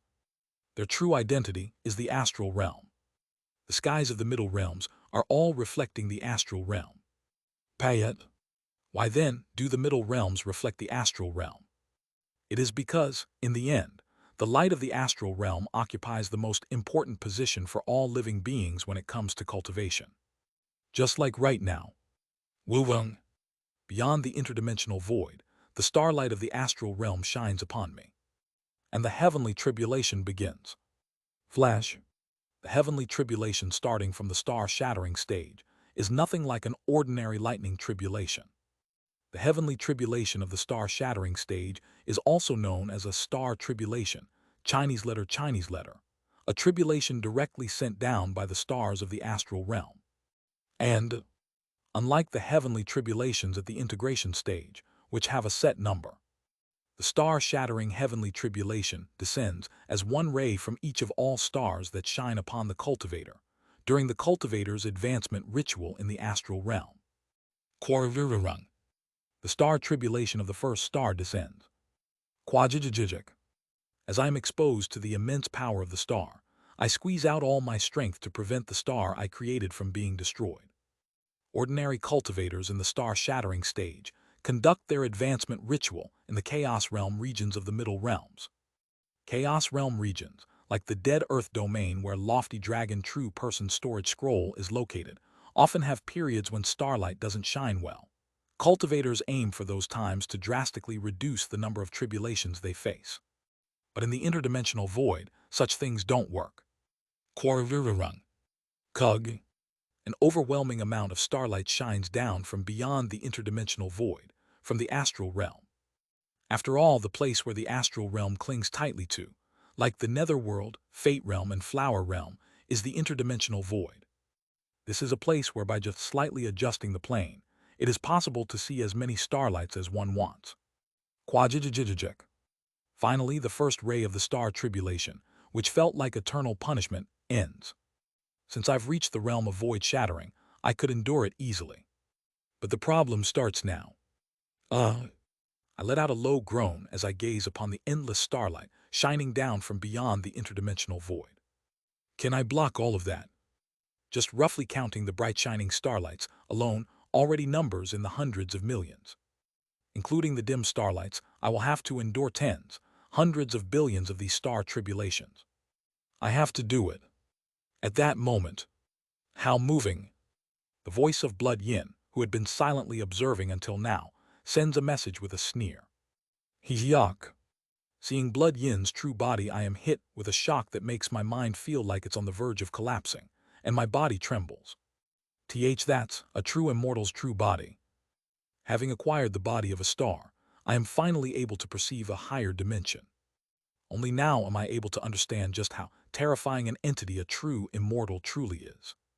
The realm of void shattering is a different system, so even though I saw Blood Yin and understood the terror of a true immortal, I couldn't fully grasp it. However, at this very moment, I feel my very existence forcibly collapsing in front of Blood Yin. Did I miscalculate again? The very act of advancing to the star-shattering stage, it seems I overlooked the possibility of becoming even more vulnerable in front of Blood Yin. The more truths and understanding I gain, the more dangerous this action becomes, and I didn't even realize it. It's when I'm trembling. As a senior, I cannot turn a blind eye to the suffering of a junior. Blood Yin, in a manner as if feeling pity, starts doing something to my mind, and I immediately recognize the nature of their spell. This is devilish spell. Beihui melody, Chinese letter. Pay it. In an instant, my mind starts to clear. Traction force enters through my Beihui point, rotates within my brain, and exits through my forehead. Of course, in my star-formed body, I have no such physical organs, but that's how it feels. At the same time, I sense my consciousness domain becoming endlessly clearer, and my sensory perception sharpens even more than when I ingested the poison Hong Fan gave me. It's not something that's eroding me like purple soul, filling the heavens or heart demons. It's purely amplifying my abilities temporarily. Yet even though my sweat glands no longer exist, I feel cold sweat running down my back. This can't possibly be a blessing. It's undoubtedly a calamity in disguise. In the next moment, devilish spell, protecting melody. Only after Blood Yin gives me a blessing that increases my physical capabilities and life force do I understand their true intention. After Blood Yin's blessing passes, the densely packed star tribulations in the sky are momentarily held back by Blood Yin. Blood Yin looks down at me and smiles as if feeling thrilled. As one star tribulation after another descends, they continue to amplify above the protective barrier created by Blood Yin. Now, as a senior, I will help my junior. Flash Payet. The starlight in the sky gradually brightens. Insane. Is this what they call karmic retribution? It feels like I'm receiving back what I once did to Yuan Li. Finally, as the star tribulation amplifies and amplifies, when Blood Yin's protective barrier begins to crack, only then do I look at the massive torrent of star tribulations crashing down on me with a hollow, exhausted laugh. If Jian Myohun offered up a finger as a sacrifice, no. Even if he turned into Jian Myohun juice for a human sacrifice, could that delay this heavenly tribulation for even 1 second? In the next moment, I experience the star tribulations engulfing my entire body, and even my screams are crushed by the overwhelming power of the tribulation. My senses, forcibly amplified by Blood Yin by billions of times, completely receive the pain of the star tribulation amplified by billions of times. My life force, strengthened and toughened by Blood Yin, survives for 10 days while each grain of sand within my star-formed body cracks and explodes. Amidst unbearable agony that feels as though it will turn me into an imbecile, a forgotten memory resurfaces. I see. The heavenly silkworm controlling ghosts art, which manipulates multiple tools, was not a martial art I created. It was a martial art I learned from someone. Yes, it was a martial art I learned from Hong Fan, who also has a talent for martial arts. He once said to me, "If there is a next life, I will follow Master in that life as well. So please, teach me martial arts then too. My entering heavens beyond the path will not change even then. Even if eternal and infinite time passes, my heart will remain unchanged." Recalling a scene from my forgotten 16th cycle, I lose consciousness while searching for the clue to break free from this cycle of time. Hong Fan's entering heavens beyond the path. Only that can help me in the current situation. That is my 701st return. Chapter 470, 701st Cycle's First Day, and Life After the 701st Death. I collect myself quickly and assess the situation. I failed to advance. But it's fine. I gained more important information.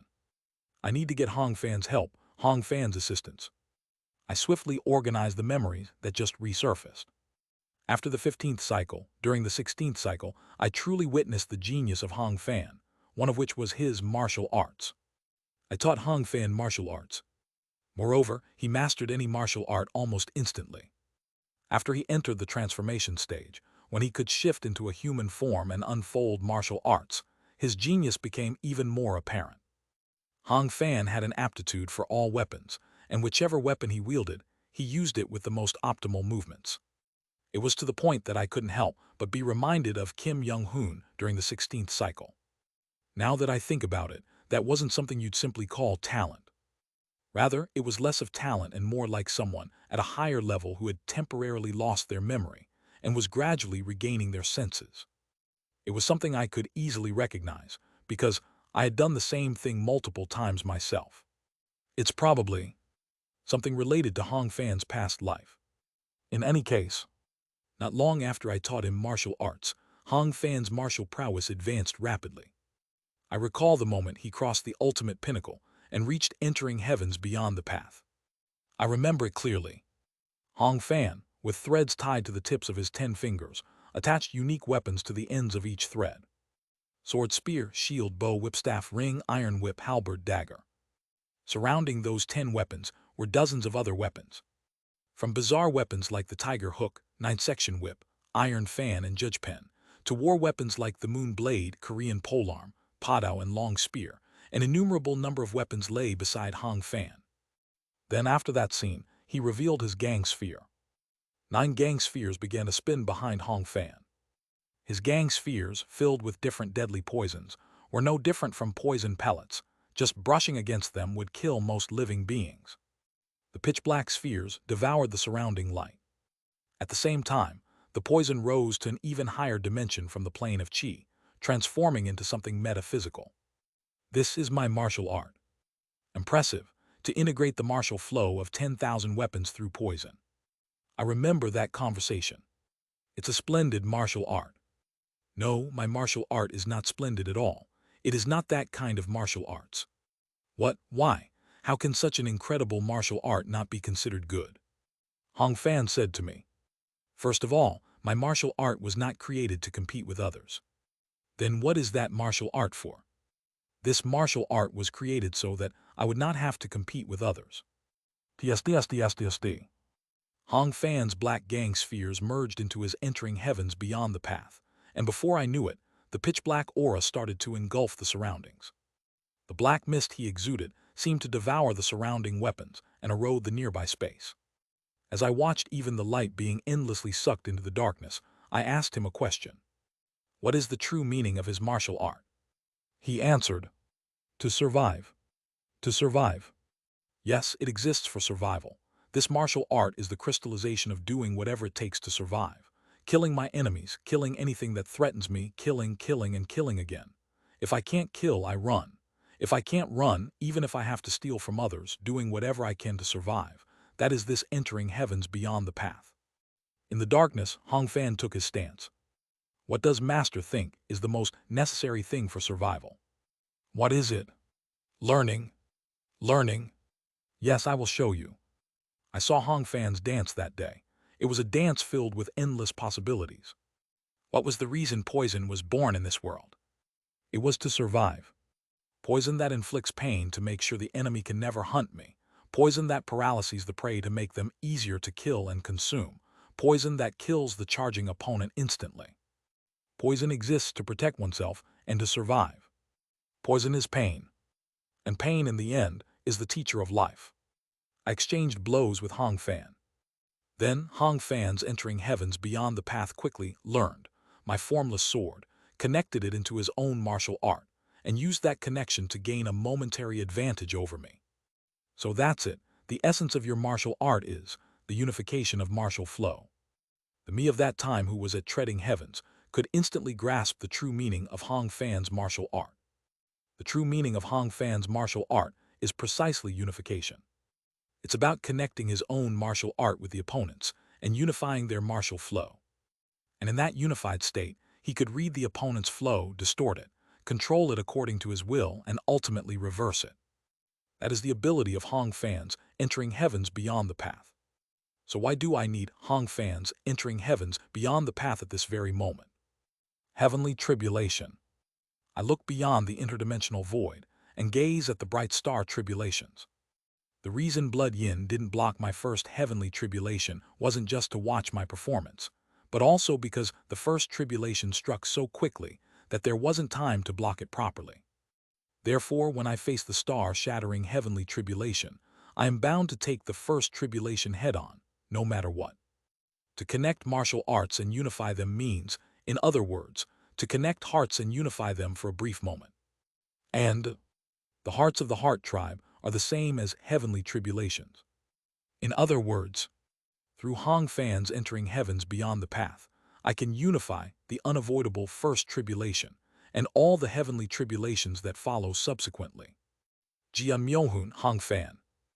I throw my remaining comrades into the true devil realm, leaving only the two of them behind as I prepare for the star-shattering advancement ritual.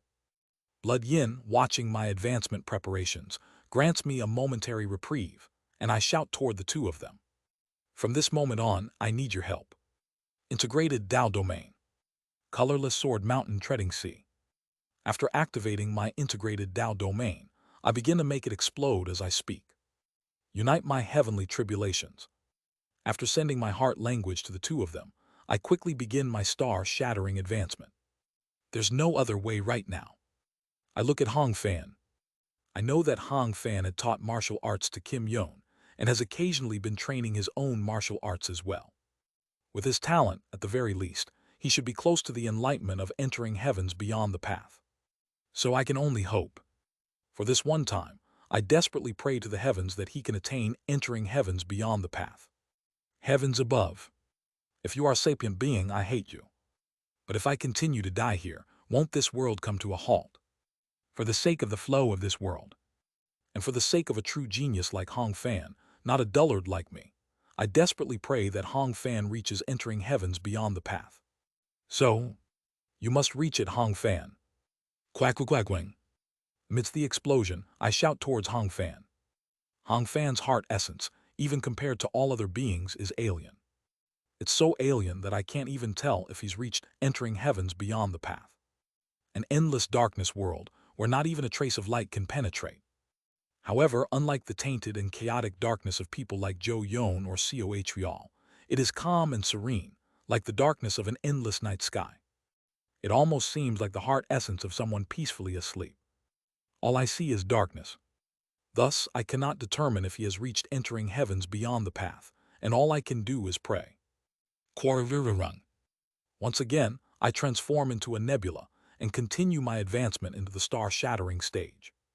Jian Myohun is struggling between life and death just from defending himself from the aftermath of my advancement, and Hong Fan is hiding behind Jian Myohun and seems to be analyzing the true meaning of my words, explaining it to him. If Jian Myohun and Hong Fan combine their powers, and I exert a bit of strength, I can face the star-shattering heavenly tribulation by taking just one combined tribulation and end it all at once. If that happens, I will have the opportunity to fully enter the star-shattering stage and attempt the method that Great Mountain told me. Kurung Kurururung. Maybe it's because I've done this before. I find the star-shattering stage advancement ritual relatively easy to handle. Once again, I gather my consciousness within the nebula and from the center, draw forth clouds with my immortal art. Then, I sense something strange during the advancement. Wait, something's odd. Something is different from the advancement ritual of the previous cycle. I realize the reason right away. I see. The nebula that is erupting from my body is twice that of the previous cycle. Even if I die, I can maintain my cultivation realm when regressing thanks to void shattering. Then what happened this time after returning again, after my star-formed body was torn apart by the heavenly tribulation in the previous cycle? It's simple. I did not fully reach the star-shattering stage. However, after I self-destructed, my body became a nebula then reformed into the shape of a star, and was once again torn apart by the heavenly tribulation. Thus, what remained was merely the gigantic cloud of dust left after the star was pulverized by the heavenly tribulation. Those dust particles moved to the plane of soul through the realm of void shattering, and they accompanied my return. In other words, the nebula formed from my remains in the previous cycle followed me into this one. Kagagugu. There isn't much change. I think as I absorb the nebula. Though the nebula has doubled in size, the mass of the star has only slightly increased. It hasn't grown exponentially in size or anything of the sort. It does seem like the attraction force has become a bit stronger than before, but that's about it. Of course, if the nebula continues to accumulate every time I advance, theoretically, if I die about 10 billion times, I might be able to become a true immortal. However, as I feel the death piling up deep within my soul, I realize that I cannot proceed in this way. That method won't work. Even now, I've died far too many times. Though I feel safe for now, a creeping sense of unease seizes my mind, warning me that if I die too many times, I'll be dragged straight to the netherworld. I need to escape quickly at the appropriate time. Kurarung. As I proceed with the advancement ritual with the doubled nebula, I finally succeed in fully solidifying the form of the star. Kurung Kurarung. Then familiar starlight twinkles in the sky. The star tribulation is about to begin. I focus my consciousness on Hong Fan and Jian Myohoon. Hong Fan, I know you've been practicing martial arts. I also have a rough idea of where the pinnacle of your martial arts will lead as I've reached the realm of void shattering. Right now, I need your strength. Please lend me your power. Hong Fan and Jian Myohoon both begin forming hand seals with determined expressions. Integrated Tao Domain. Great heavenly rain of the charged lightning veil. Darkness world. Two integrated Tao domains unfold before me. It seems Hong Fan had already grasped the meaning behind my words at some point and shared it with Jian Myohoon. I will show you, Master, this is Wei Yang. The inside of his integrated Tao domain begins to rotate. At the same time, Hong Fan's will unfolds throughout the world. It's the same.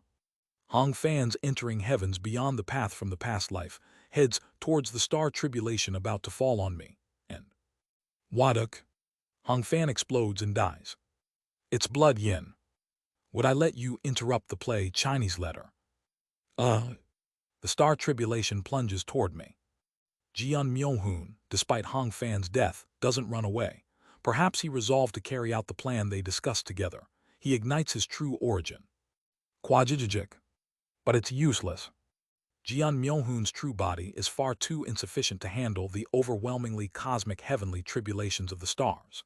At best, he only manages to combine a mere several million or so heavenly tribulations into one. Even if he is loved by heavenly punishment, that's the limit. I endure the several million heavenly tribulations that have merged into one with all my strength.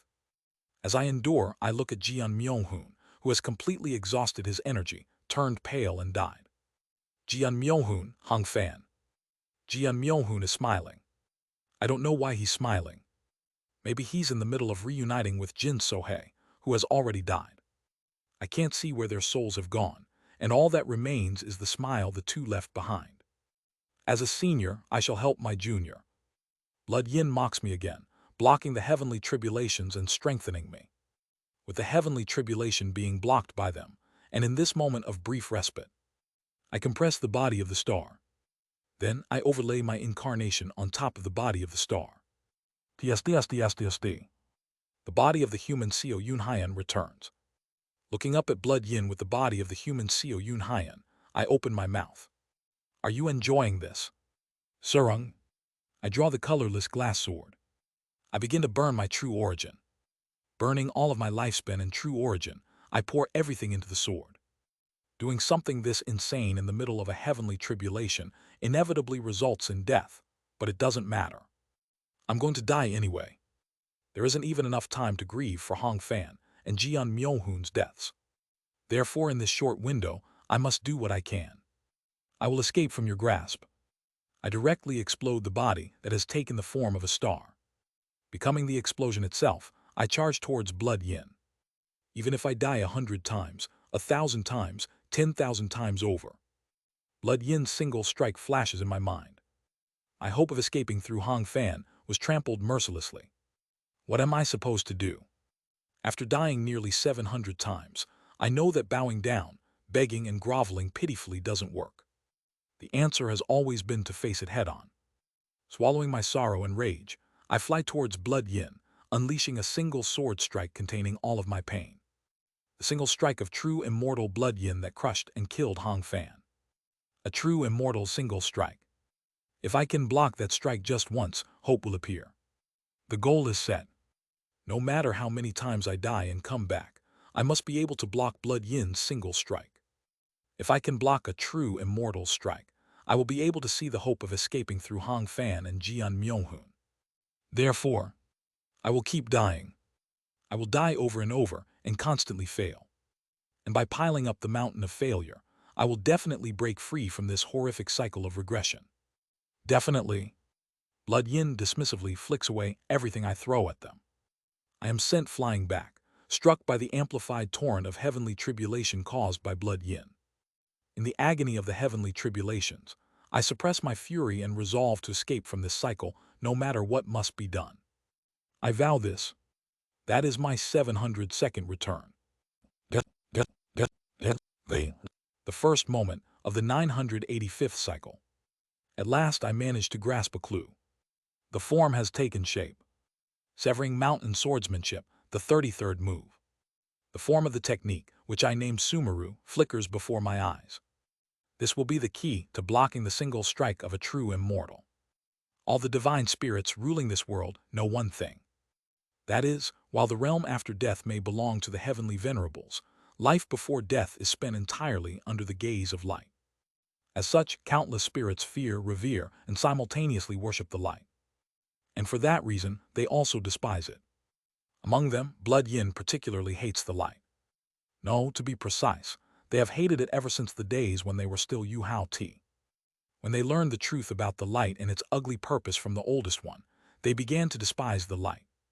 Of course, now that they have lost the power and backing they once had, they are treated like a bug by the light and must fear it, but they still hate the light. With the added matter of their old friend, Vast Cold, the light became even more loathsome. Thus, they cannot forgive Beek Woon, the devotee of the light who manages Vast Cold's corpse. Moreover, they cannot forgive Seo Yun Hyan, the one who brought light into that world. While they might not be able to touch Beek Woon, who is assimilating with the bright cold realm, Seo Yun Hyan is different. At most, Seo Yun Hyan only became an esteemed one by handling discarded old power like the Heart Tribe or whatever it's called. He isn't particularly intimidating, and even if he raises the realm of his heaven and earth dual cultivation to the star-shattering stage, it wouldn't be scary. There's no need to mention the entering nirvana stage, and even sacred masters are not frightening unless they are assimilated with the middle realms. How much less so would someone at the mere star-shattering stage be? However, Blood Yin feels something strange. It's Seo Yun Hyan, with whom they reunited due to their own prophecy. The moment Seo Yun Hyan saw them, he immediately began advancing to the star-shattering stage, as if desperately trying to resist. Originally, Blood Yin planned to kill him and extract and torture his soul for tens of thousands of years. But now, Blood Yin watches with amusement, as if Seo Yun Hyan is saving them the trouble of killing him. After all, the probability of advancing to the star-shattering stage isn't high, and even if by some miracle he succeeds, it would only make him more vulnerable to a true immortal after reaching the star-shattering stage, so there's nothing to worry about. Even if he doesn't become more vulnerable, it's just a single star-shattering stage. An early star-shattering stage at that. Compared to a true immortal, the difference is as extreme as that between a human and a long-tailed tit, or perhaps a chick. Letter 1D411. Surely it must be like that. But as Blood Yin watches Seo Yun Hyan advance before their eyes, and the star he completed, they are shocked. What are you? Normally, a star created during one's first advancement to the star-shattering stage is about the size of a satellite. However, the star that appeared before Blood Yin's eyes, it's clearly the size of a planet. This is definitely not a normal situation. Moreover, Blood Yin can't help but be astonished by the ring that begins to form around Seo Yun Hyan. Heaven and earth dual cultivation, how? No matter if it's someone who cultivated heaven and earth dual cultivation during the integration stage, they cannot undergo the star-shattering advancement all in one go. From the star-shattering stage onward, if one wants to cultivate heaven and earth dual cultivation, they must perform the absurd advancement ritual one more time. In the state where they've already formed a star, they must explode the star once again to comprehend attraction force through the insane process. Otherwise, heaven and earth dual cultivation at the star-shattering stage is impossible. Yet for some reason, Seo Yun Hyan is wearing the ring, the proof of a heaven and earth dual cultivation practitioner. Child, what kind of sorcery have you used? Reveal the truth before this chief judge. I failed. I failed. I failed and failed and failed again. I exploded myself in front of blood yin dozens, hundreds of times. And through that process, I delved deeper and deeper into the nature of attraction force. In a state where my star was complete, I repeatedly caused it to explode and continually improved. And after enduring the strikes of a true immortal hundreds of times with my body, I came to understand true immortals even more. A true immortal is a world itself. Not a fake world like the small worlds formed in the integration stage or the satellites made in the star-shattering stage, but a true world itself. This is what a true immortal is. In the body of a true immortal, real living beings can grow, possessing true birth, aging, sickness, and death, with cultivators who advance toward immortal cultivation emerging from within. They are no different from God's Chinese letter, who dominate from above, regulating the fates of all phenomena under the heavens like invincible rulers. After enduring the power of a world, hundreds of times, I finally found a way to counter the world. A mere mortal cannot withstand a world's power. Therefore one must borrow it. If I cannot defeat the world with my own hands, I too must borrow the world's power. Wu Wuang. Once again, I soar towards the heavenly tribulation that Hong Fan shot at me. And I see it. Blood Yin's attraction force, moving in the plane of fate. I too must soar into the plane of fate, if only for an instant. Pay it. In an instant, the star I created shrinks and enters my body. How many times have I created a star, self-destructed and regressed? At some point, a ring had appeared around me. This ring is drawing in the surrounding power. Much like the heavenly circle formed during the heavenly being stage that draws in heaven and earth spiritual energy, the power of the ring seems to draw in the power of the world itself. Blood Yin attempts to strike Hong Fan. I push my main body, which is now encircled by the ring, inside my incarnation and transform into human form, charging towards Blood Yin's single strike. The colorless glass sword is grasped in my hand. Though brief in this short period, I regressed hundreds of times, and the colorless glass sword, which had been overlapped hundreds of times, evolved into a Dharma treasure at the star-shattering level. Holding the now more fearsome colorless glass sword, my eyes gleam as I begin to draw a circle. Blood Yin's attack seems about to strike Hong Fan at any moment, but I pay it no mind and continue drawing a circle with my sword on the spot.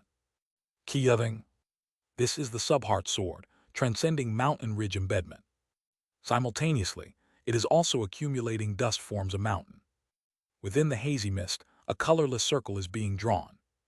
Just as Kim Yeon's paired wing dance had, for a brief moment, reached the realm of true infinity due to the puppets of the wonderfully mysterious fortress.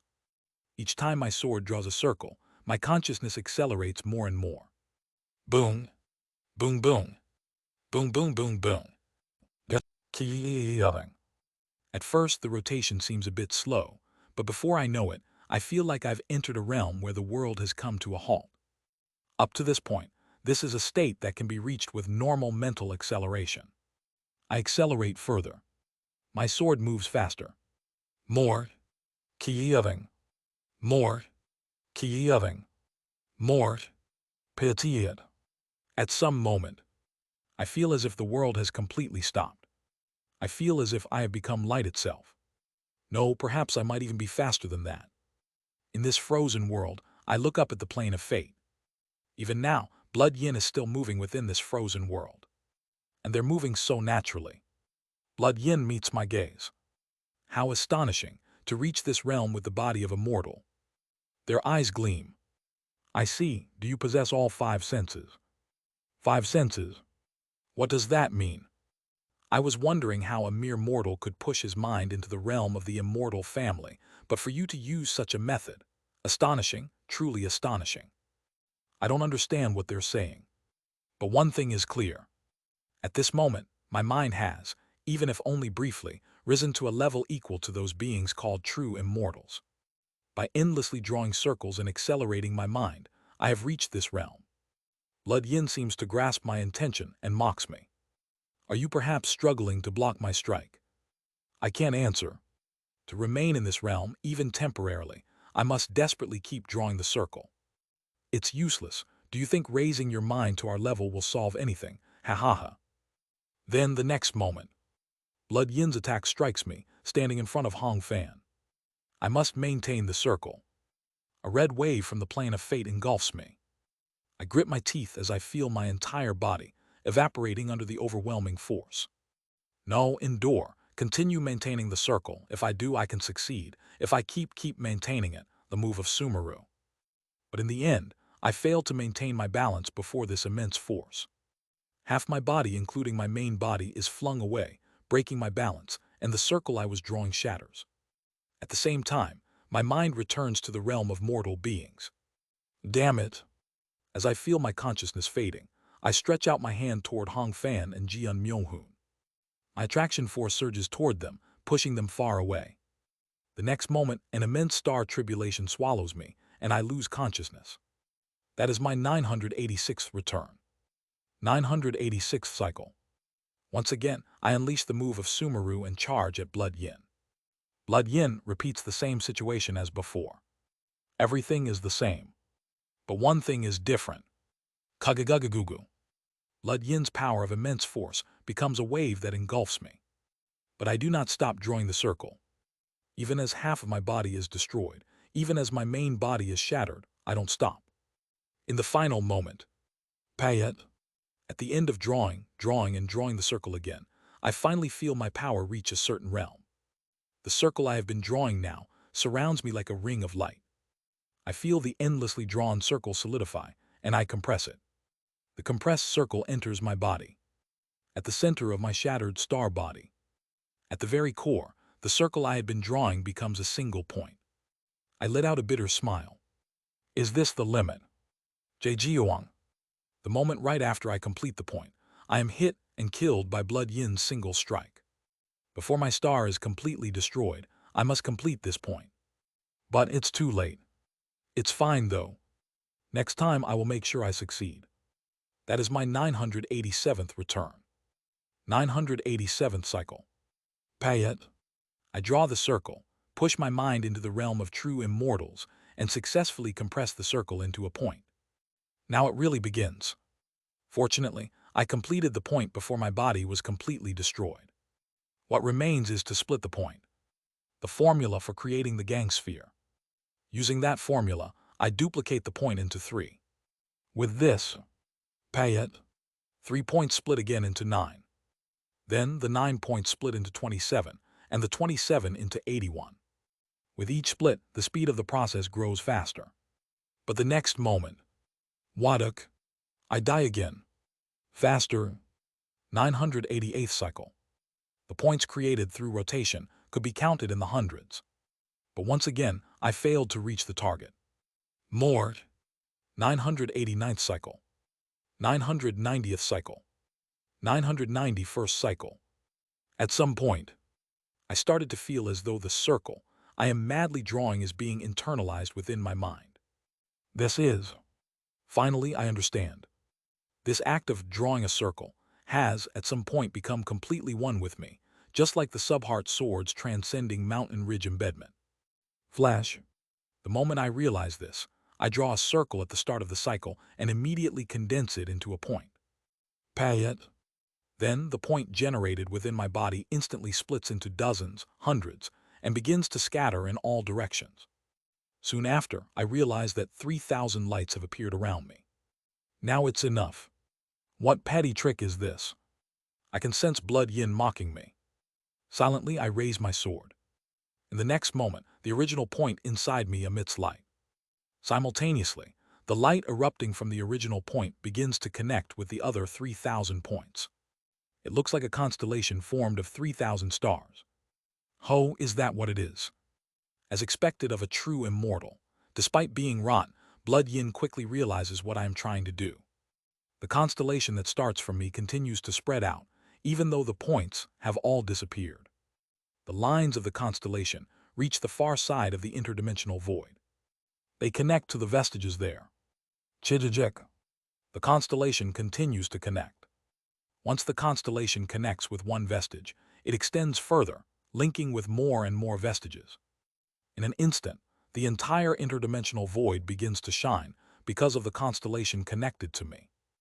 You momentarily push your mind into the immortal domain, Chinese letter, replicate that mind, and connect those replicated minds to the vestiges. You intend to grant those vestiges the mind of an immortal being. You intend to flail about before me with that. Even if you temporarily grant the mind of an immortal to those waste materials, what do you think will change? They chuckle, seemingly amused. You're better than most quasi-immortals. It's not a true immortal art, but it can be considered a sub-immortal art. Wrong. I speak as I look up at Blood Yin. I didn't connect the minds to the vestiges. I can sense Blood Yin flinch in surprise as they look down at me. Speaking in the domain of true immortals consumes an immense amount of mental power, so without saying more, I continue to activate the move of Sumeru.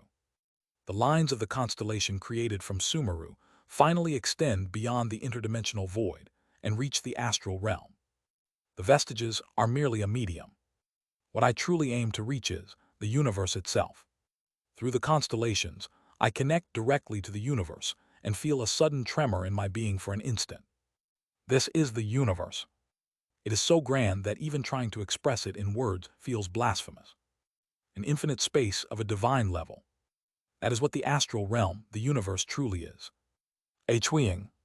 Starting from transcending peaks, I begin to unfold every move in severing mountain swordsmanship up to transcending mountain ridge embedment. My severing mountain swordsmanship had already begun to merge into one when I created accumulating dust forms a mountain. But today, I have made up my mind to meld severing mountain swordsmanship even further. Moves connect to moves.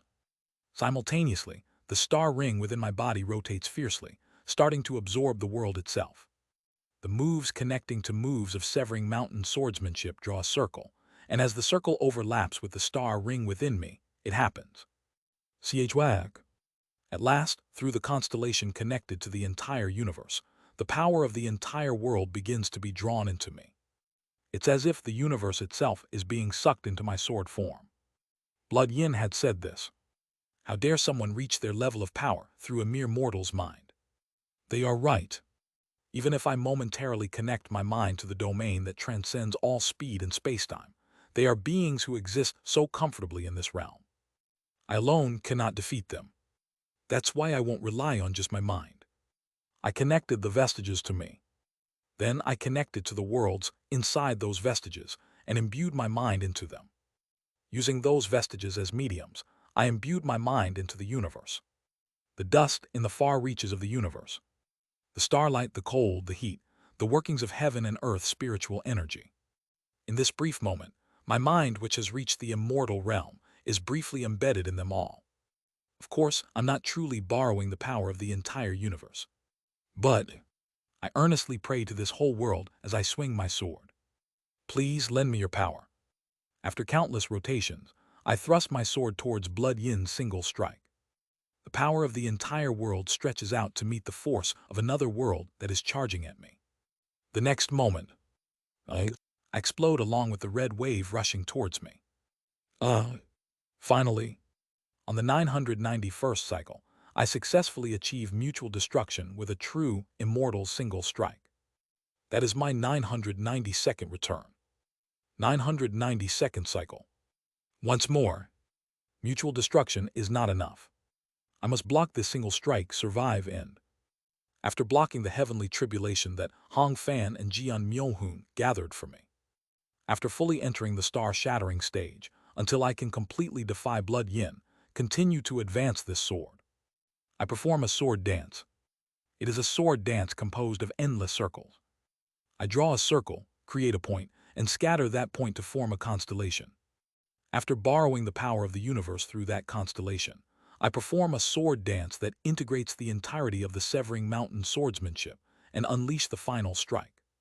That is, Severing Mountain swordsmanship, 33rd move. Sumeru, Chinese letter, Chinese letter. Zhejiang. Once again my sword shatters. This time, however, there is no mutual destruction. The sword merely crumbles to pieces, and all the energy in my body is drained. Hi hi. I laugh as I watch the star tribulation descending upon me. Now, I am almost there. That is my 993rd return. 993rd cycle.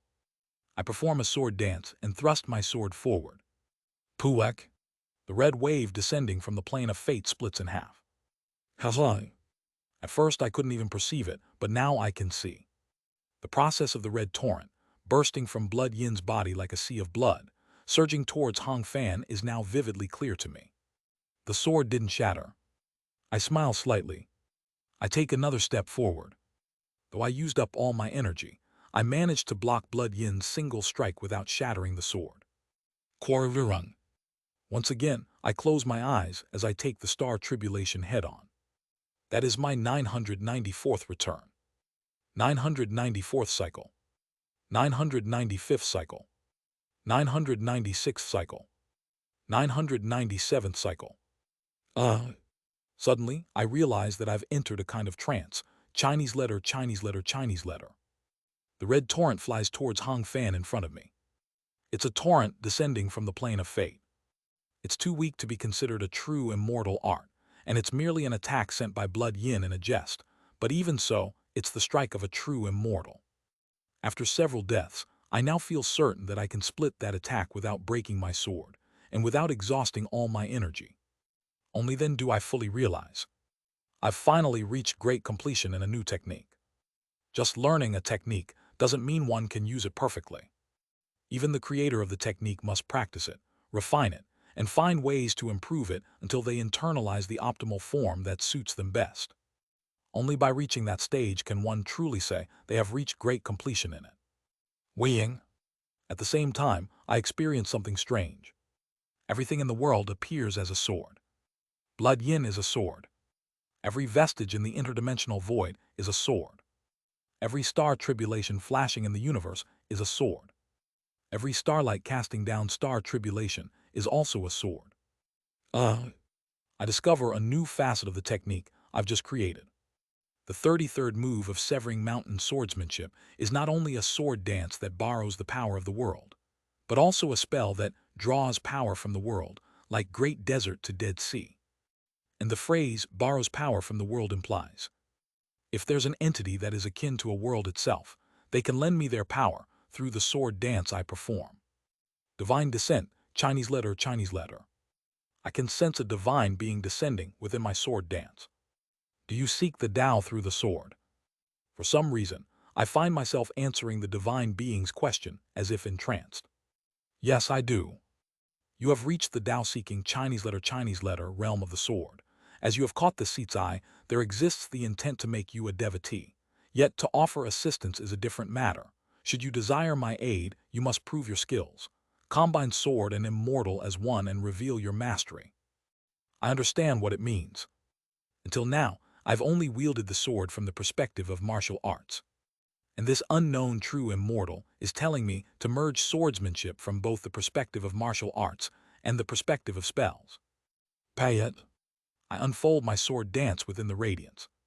It feels as if someone is helping me from the side. My swordsmanship, spells, divine powers, and attraction force all combine so naturally. I hear what seems to be a satisfied laugh in my ear. The someone who is helping me is admiring my swordsmanship.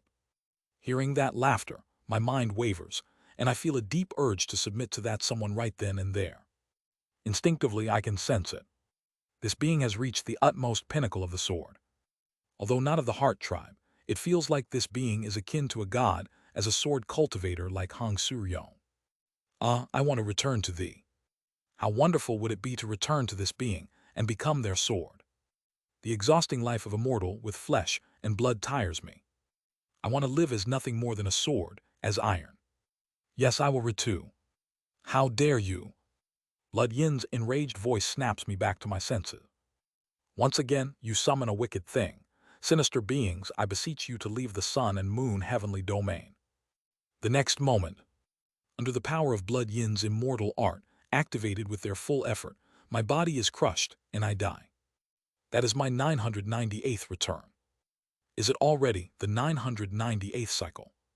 It's been long. So incredibly, endlessly long. In the last cycle, I was entranced by someone and nearly returned to them, but this time is different. With just my pure strength alone, I can block up to Blood Yin's general single strike. Once again I slip into a trance, but this time I do not lose my mind. Rather, I perform the sword dance with just my mind. As a world nests in my sword, a burst of radiance explodes outward. Simultaneously, I once again see the vision where the entire world appears as swords. Once more someone tempts me with their voice. You, Tao Seeker of the Sword, follow this seat, then you shall see the ultimate truth of the sword. I refuse. No thank you. What did you say? I will see the ultimate truth of the sword with my own hands. TSSS. A brilliant white radiance erupts from within the sword dance. Within that radiance, I push back the mind of the being speaking to me and shout. What meaning is there in attaining the ultimate truth of the sword by borrowing another's hands? I've failed, and failed again. This is my sword, built upon the mountain of failure. My sword is mine. The ultimate truth of the sword I seek is also mine alone. I appreciate your goodwill, but I will achieve it with my own hands. As I shake off the will of the transcendent being that descended into the sword dance, I thrust my sword towards the single strike of Blood Yin. Severing mountain swordsmanship. 33rd move. Sumeru. The sword dance that borrows the power of the world flies towards the single strike unleashed by another world. At last, in the 998th cycle, for the first time, I have perfectly blocked Blood Yin's strike. Hong Fan. I shout in mental speech to Hong Fan. As Hong Fan's entering heavens bursts forth, memories of the 16th cycle flash by. What will you name your entering heavens beyond the path? I haven't thought of a good name, but does a name really matter? I'll just call it whatever comes to mind. What are you saying? Only by having a name will it make it more satisfying when you use it. No, if you can't come up with one, how about I name it for you? Do as master pleases. All right, do you have something you strive for, some meaning you'd like to have in the name? Nothing specific comes to mind, but if we must name it, please include the word sword. Sword? Yes, since Master's entering heavens is the formless sword, and since I'm receiving it from Master, I'd like it to have sword in it. Got it in that case. A black darkness is caught in Hong Fan's hand. The darkness expands, becoming a massive maw that devours the light. Let's go with a sword that cuts through the void, Chinese letter of nothingness. In the 16th cycle, I had given his entering heavens a name like that. Because Hong Fan's sword, which united countless martial flows, was extraordinary enough to cut even the completely nothing and void sky. If you don't like it or if you come up with a better name later, feel free to change it. If another name comes to mind, you can use that instead. No, I quite like it, the Sword of the Void. If I come up with a name I like more, I will return this name to Master, of course. Hong Fan, the name of your entering heavens will henceforth be. I burst out in mental speech, and Hong Fan swings the Sword of the Void towards the falling star tribulation. If I can't think of a better name until the end, I will continue to use this name even in the next life. Void Sword. Entering heavens beyond the path. Void Sword, Chinese letter. Hong Fan's sword extends towards the sky, connecting with the heavenly tribulation, and Jian Myohun's authority activates, drawing in millions of heavenly tribulations. As Jian Myohun's power merges with Hong Fan's, their combined strength multiplies. In an instant, hundreds of billions, trillions of star tribulations converge. And I once again begin to descend, Chinese letter / divine descent, the power of the universe through the sword dance of Sumeru. The first star tribulation is unavoidable. However, the unavoidable heavenly tribulation can definitely be blocked. The Sumeru sword dance, which can even cleave the single strike of a true immortal in half, cuts through the first star tribulation formed by the union of billions of star tribulation. My single sword strike pierces through the star tribulation, breaks through the boundary between the interdimensional void and the astral realm, and enters the domain of the universe. I close my eyes. Within the almost 1,000 cycles of regression, I can finally give a genuine smile that I couldn't do before. Wu-wung. The shattered star tribulation above me begins to flow directly into my body. At the same time, I feel myself truly connected with the stars that had just launched the star tribulations at me. I know what this is. It is a star vein. Through the star tribulation, I have become connected to the stars, and by receiving a star vein, I am being officially recognized as a true star by the universe itself. That is the true nature of the star tribulation. Through the star vein, the power of all the stars in the universe flows into me. My consciousness domain expands like crazy.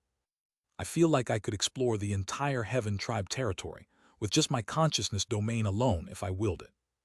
I feel the power of the stars as I draw forth attraction force, quickly bringing my comrades into the star within my body. After quickly retrieving the exhausted Hong Fan and Jian Myohun, I take a single step forward. Payet.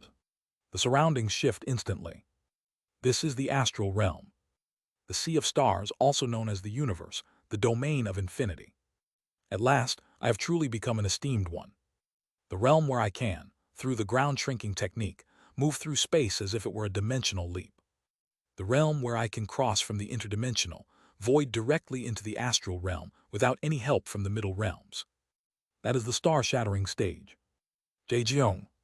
It feels like a corner of the universe is collapsing. In the distance, a part of the universe crumbles with an immense ripple. From there, a red sea begins to stretch its hand towards me. I grin. This is just the beginning. Feeling the endless power of the star vein flowing into me, I take another step forward. Pud. Lud Yin's figure quickly recedes into the distance. Feeling the power of having truly reached the star-shattering stage, I leap across tens of light years and escape. Kagagugu. However, I see that what appears to be Blood Yin's hand continuing to chase after me, undeterred. Now that I've completely reached the star-shattering stage, I'll retain this realm even if I regress. Since I've solidified my realm after withstanding the heavenly tribulation, it won't only be the nebula that follows me. Now, I just need to find something in this astral realm that can defy the fate Blood Yin has prophesied. And I've already decided on a candidate. However, just then, while leaping through the astral realm, I am forced to stop in one sector. Roughly 50 starlights are blocking my path. They aren't the main bodies, just incarnations. Even so, each one feels like they are at the sacred vessel state. I immediately know who they are. We shot star tribulations to kill you, but what kind of being are you, absorbing it all and advancing instead? The 50 entering nirvana beings I clashed with in the nether ghost realm. They are the ones blocking my path. Kagagugu. Behind me, Blood Yin's arm continues to follow, while in front of me, the 50 incarnations of the entering nirvana true persons block my way.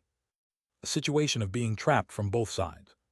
Can I use the Sumeru sword dance one more time? I am quite lacking in energy. Not knowing whether I may be a true immortal's clone, incarnation, or immortal treasure, do you dare block my path? I decide to bluff. But the 50 entering nirvana true persons laugh mockingly. The former chief judge of the netherworld guaranteed that you are nothing of the sort. We will kill you here, you insignificant thing. Damn it. There's no other choice. My entire body trembles as if it's about to fall apart, and I have almost no strength left. But it seems my fortune is to keep swinging my sword until the very end of ends. I prepare my Sumeru sword dance, raising my sword will. It's then. Will you truly not return to this seat? Someone speaks to me again from within the Sumeru sword dance. I don't need it. Is that so? But this seat is beginning to covet you. Will you not become this seat's immortal treasure? I said I don't need it. It cannot be helped, then this seat shall make a grand gesture. Wu-wung. From beyond the farthest starry sky, I sense that something is heading to this place. That's. Through the Sumeru sword dance I've unfolded, someone is descending and calling their power here. That's.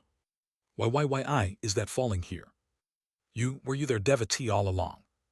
Everyone flee as far as possible. It is a sword. A massive sword of radiant silver light is descending through the universe towards this place. I feel Blood Yin's arm flinch in shock and retreat. The size of the sword of light is so immense that even the sun looks like a firefly in comparison. And the moment the sword falls into this space, sword-guided star rai, ding, the entire sun and moon, heavenly domain trembles. As the sword of light shatters, all 50 incarnations sent by the entering nirvana true persons are obliterated. I can feel that even their main bodies beyond the incarnations have suffered tremendous damage. However, more than anything, I can feel that Blood Yin has been struck with a catastrophic blow and has been thrown down. A corner of the universe collapses under the impact of the sword of light. I ask the someone who has shown me such overwhelming goodwill, "Who are you?" The someone responds. I can't help but be shocked by their answer. This seat is the fifth of the Radiant's 8 immortals, Sword Spear Heavenly Lord. You, Tao Seeker of the Sword, one day you shall become this seat's immortal treasure. Sururuk. The Sumeru sword dance comes to an end.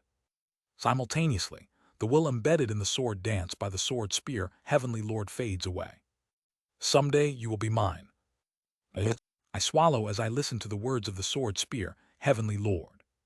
I've garnered the attention of true immortals once or twice before. The oldest one had even pursued me during regression, and the owner of Great Mountain had descended to kill me.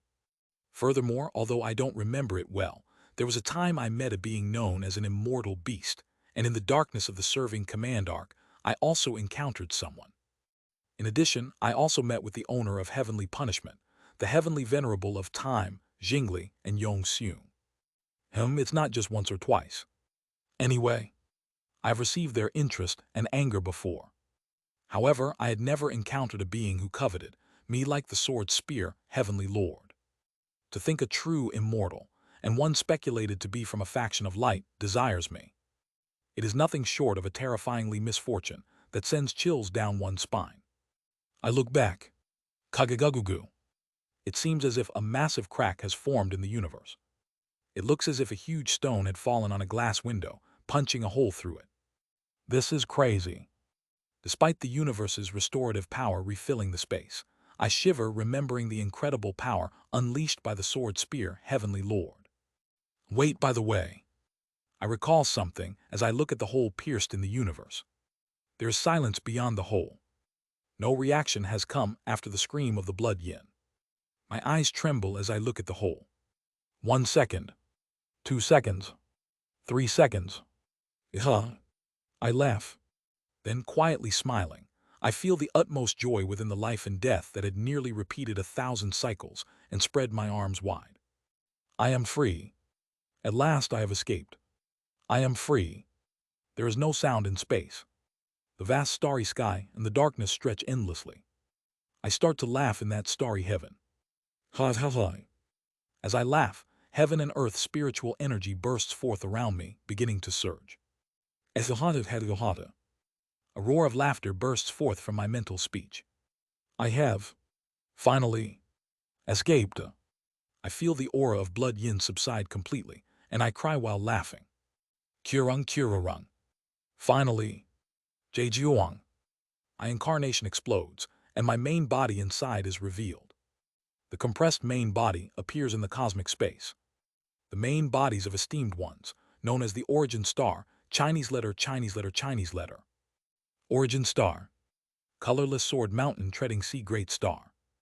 My integrated Tao domain has become a star in space, emitting starlight. A star made entirely of crystal glass from the surface to the core. The star filled with the sword mountain, with inverted swords scattered everywhere, has become both my world and myself. Kagagugu. At the same time, I feel an immense surge of spiritual energy rushing into the origin star through the star vein. At first, it seems that heaven and earth spiritual energy is simply filling the various places within the origin star. However, soon after the heaven and earth spiritual energy fills up, the star starts to move as spirit veins begin to enter inside my star. The spirit veins fill various places in the colorless sword mountain like blood vessels. Simultaneously, heaven and earth spiritual energy begins to circulate within the star. heaven and earth spiritual energy circulates throughout the planet, beginning to create celestial phenomena. Inside the star, it even rains, and brilliant glows gather to form something akin to spirits. At the same time, explosions of heaven and earth spiritual energy occur within, materials combine, and lifelike entities begin to emerge. They are just microbes for now, merely akin to bacteria, but perhaps in a few 100 million years, fully sentient beings might be born. Just then, I noticed that the circulation of heaven and earth spiritual energies inside my star is reaching a critical point. Kagagugu. Simultaneously, heaven and earth spiritual energy starts to be produced in accordance with the principles of nature. A star that used to only suck in spiritual energy through other stars' star veins can now transmit heaven and earth spiritual energy towards other stars. It is only now that I feel truly connected with the star vein. I see. From chi refining to the integration stage, one only consumes heaven and earth spiritual energy. Most cultivators spend their lives sucking in the heaven and earth spiritual energy around them, confining it within their bodies, and use it for spells, endlessly consuming resources. Even reaching the four-axis and integration stage, only the amount of heaven and earth spiritual energy one can consume and confine increases, merely extending the retention period. The truth of consumption does not disappear. However, it changes after reaching the star-shattering stage. From this point on, true nature forms inside one's body, and according to the circulation within that nature, heaven and earth spiritual energy is produced. The entering nirvana stage creates stars, the sacred vessel stage organizes constellations, and the star-shattering stage produces the materials that can create stars. I recall the dawn of the universe and comprehend the star-shattering stage. The star-shattering stage involves circulating heaven and earth spiritual energy within one's own star, being in the position of a producer who can create materials, or in other words, produce heaven and earth spiritual energy. The rank of a producer in the universe's hierarchy. That is precisely the star-shattering stage. When I produce heaven and earth spiritual energy, and further precisely imprint my star's attraction force into the universe. When communing with the vast spacetime that is the universe, I imprint the principles of my first star through attraction force. The formulas of the star-shattering stage are, as obvious as it is, the formulas of the examination of doubts. Rain clearing cloudiness, one of connection crossing. An inner diagram, outer diagram. Shwala. On the newly created first star, rain begins to fall. The rain turns into crystal as soon as it touches the ground, becoming the foundation of my star. Thus, my first star becomes a star, symbolizing the early star-shattering stage. Heavenly rain, great star.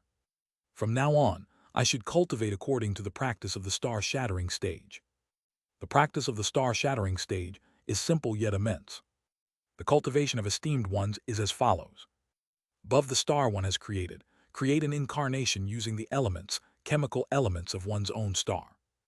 Then have that incarnation mobilize the power of the star to again rise to the grand perfection integration stage. After that, explode the incarnation again to create a second star. Thus, after creating a total of 5 stars and imprinting the principles of rain, clearing, cloudiness, one of connection, and crossing onto them, take the 5 satellites and drag them around to orbit a suitable planet. Endlessly orbit the planet until one's satellites align in a row around the planet. Then borrow the planet's power to complete the inner diagram. Once the inner diagram is complete, rotate around the planet and draw in star veins and heaven and earth spiritual energy from the universe to complete the outer diagram. Reaching the grand perfection star-shattering stage through a total of 7 star body rituals is precisely the cultivation method of the star-shattering stage. From the star-shattering stage onwards, one's lifespan increases by tens of millions of years.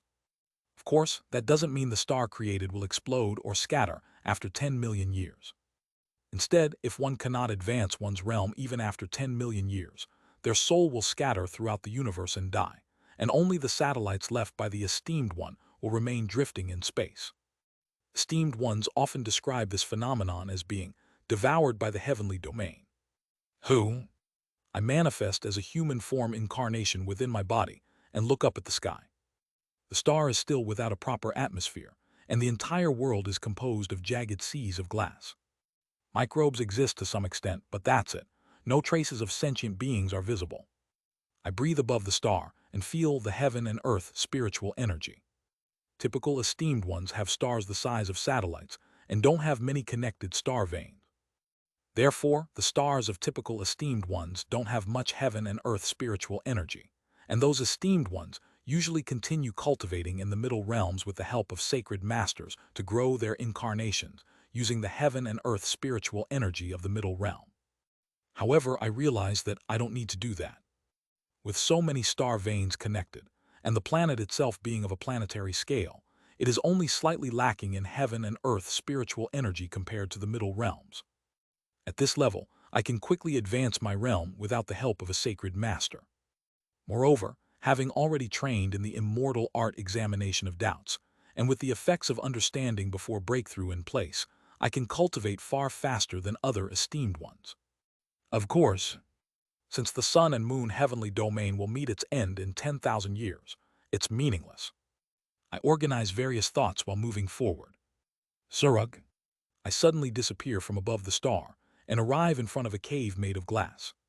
Since the star is my own body, I can immediately go with my incarnation to any place I can think of on the star. Is everyone safe? I face my comrades who I had hidden within my star. In terms of time, it has been only a brief moment since we last saw each other, but it feels like it has been a very long time. Ah, Yunhyan, what's going on? After regaining awareness in that strange world, we suddenly ended up in this bizarre place. And the condition of these guys is a bit strange. Kim Young-hoon looks at me worriedly, and I look at my comrades. Hong Fan and Jeon Myung-hoon are in an exhausted state. Kim Yeon is blinking at me, and Oh Hyun-seok is slightly teary-eyed, though he's smiling. Jeon Myung-hoon and Hong Fan are fine other than being exhausted. As for Hyun-seok Hyung-nim, I cried a bit having to part with my daughter for a while. It seems he accepted the child from the dream world as his own daughter. I give him a faint smile. It appears that he, too, has finally accepted his own heart. I then turn to Kim Yeon and speak. Yona, are you all right? She just blinks. Yeon. She repeatedly opens and closes her mouth, then points at it. Kim Young-hoon lets out a sigh then speaks. I don't know what happened, but it seems she lost her voice. What? I'm shocked and immediately send her a heart message. Kim Yeon, what on earth happened? Then, the heart message doesn't return. Kim Yeon. I approach her, flustered, and Kim Yeon gestures awkwardly at above. Could it be the beings above are involved? Nod. Kim Yeon nods, and I let out a low groan and ask, you know how to use sign language by any chance? Kim Yeon shrugs. It seems she doesn't know sign language. Come to think of it, none of us had ever learned sign language in the first place. Does anyone have paper? Here. Oh Hyun-seok pulls out paper from his domain, and I place a brush in front of her to let her write. Kim Yeon looks a little perplexed, but then picks up the brush and writes something. I look at it and frown. What's this? What she wrote aren't any letters we recognize, but are strange scribbles. It looks like the kind of messy scribble a 3-year-old would make, while haphazardly holding a brush. However, Kim Yeon looks at me with a gaze asking, can you understand it? It seems that from her perspective she's writing letters, but what's being expressed is entirely different. Then, can you draw something like a picture? Kim Yeon draws a picture on the paper. Fortunately, the picture turns out quite normal. In the picture, Kim Yeon is talking to something that resembles a large bird, and in the next scene, the bird pulls out Kim Yeon's tongue. I see, understood. It seems Kim Yeon has had her word spirit sealed by some true immortal. We're getting involved with true immortals quite often. I sigh deeply and see Seo Ran clutching his head past Kim Yeon. Seo Ran is gripping his head and trembling, while Shiho stands beside him, supporting him with a concerned look. Seo Ran, what's going on with you? He speaks with a trembling voice. I don't know either, but for some reason a woman keeps coming to mind, some. It's fine. Wu-wung. I synchronize Seo Ran's consciousness with the heaven and earth spiritual energy around him, stabilizing the energy itself and forcibly calming his mind for a moment. The others seem startled as they realize what I've done. I speak to my comrades. There's something I need to tell you all. I just recently, upon leaving that dream world, advanced to the star-shattering stage. As expected. Azure Tiger Saint nods as if expecting this, and the other comrades flinch in surprise. I explain the current situation and the place we're in to them. So, the star we suddenly fell onto is your body. That's right. Wow, that's quite something. Kim Young-hoon sticks out his tongue, and Oh Hyun-seok and Seo Ran both have very astonished looks in their eyes. I organize and clarify the current situation, and as I do, one thought crosses my mind. By the way, this situation, it feels strangely similar to the first day. You're right, it does. I look at the sky outside the cave. Since the atmosphere hasn't yet fully formed, the night sky of the universe is fully visible. The us sharing conversation inside a cave. The mysterious world we've suddenly fallen into. It's just like the scene of our first day falling into this world. That's right. A lot has happened, but when I think about it, today is the first day of the 998th cycle. It hasn't even been a full day since the regression. Snap. To recreate the feeling of the first day we fell onto Ascension Path, I snap my fingers and start a fire. Flame emitting 7 colors arises inside the glass cave. Going forward, we will save Kang Min-hee. I continue to speak. I'm not sure if you know this, but the universe we live in, the sun and moon heavenly domain, will be destroyed in 10,000 years. For us cultivators, 10,000 years is not a very long time. Therefore, I plan to find Kang Min-hee and together with her, either escape to another heavenly domain or find a way to survive even within the end. Explaining the plans from now, I look up at the starry sky. I have escaped from Blood Yin for now. I managed to escape the fate they imposed on me, somehow, thanks to the Sword Spear, Heavenly Lord. Of course, I don't know what will happen if I regress again. Perhaps in the next life, I might not receive the help of the Sword Spear, Heavenly Lord. No, it's better not to receive help if possible. Honestly, receiving help from that being this time was like escaping the fox only to meet the tiger. In the next life, it would be better not to receive any help at all. Of course, not receiving help would make it ever so hard to escape from the grasp of Blood Yin. Therefore, the number one goal of this life is not to die. I set a few goals for this life. The first goal is simply survival. The second goal is searching for and rescuing Kang Min-hee. The third goal, since the end is imminent, is to head to the Lightning Sacred Sea and retrieve the treasures Yang Soo-jin stole from the Middle Realms. It's around when I set about 3 goals. Sway. I fall right there on the spot. Yoon Hyun. See Senior. Kim Young-hoon, Kim Yoon, and Seo Ran rush to one after another. Wondering if something has gone wrong with my incarnation, I try to shift my consciousness back to the star side, but I soon realize that there is a serious problem. Splish splash. Something like black water begins flowing from my incarnation. This is. Realizing the nature of this fluid, I'm extremely shocked. D-Death. It is death energy, Chinese letter, that has not only concentrated but has completely liquefied. I have thought about this before. If I die hundreds of times like this, might I not suddenly be dragged to the underworld and be taxidermized for eternity? But up until now, since there had been no response from the underworld through the senses of nether perception, I thought it's still okay. I realize it was a misconception. I'm being dragged. I sense that my mind is being forcibly pulled towards an endless ashen world. No, how can this be? I just escaped from the jaws of Blood Yin. Why? I want to scream, but the power of death covers my mind and begins to submerge it. I can't even move my body, let alone twitch a finger. No, please. As my consciousness fades, I see in that vast darkness, deep and immense beings gesturing towards me. No. The next moment, Hong Fan, who regained consciousness, yells something at Seo Ran, and Si Ran pulling out the nether crossing ship is the last. I completely lose consciousness. Where is this? It is ashen. Yet at the same time, it is not ashen.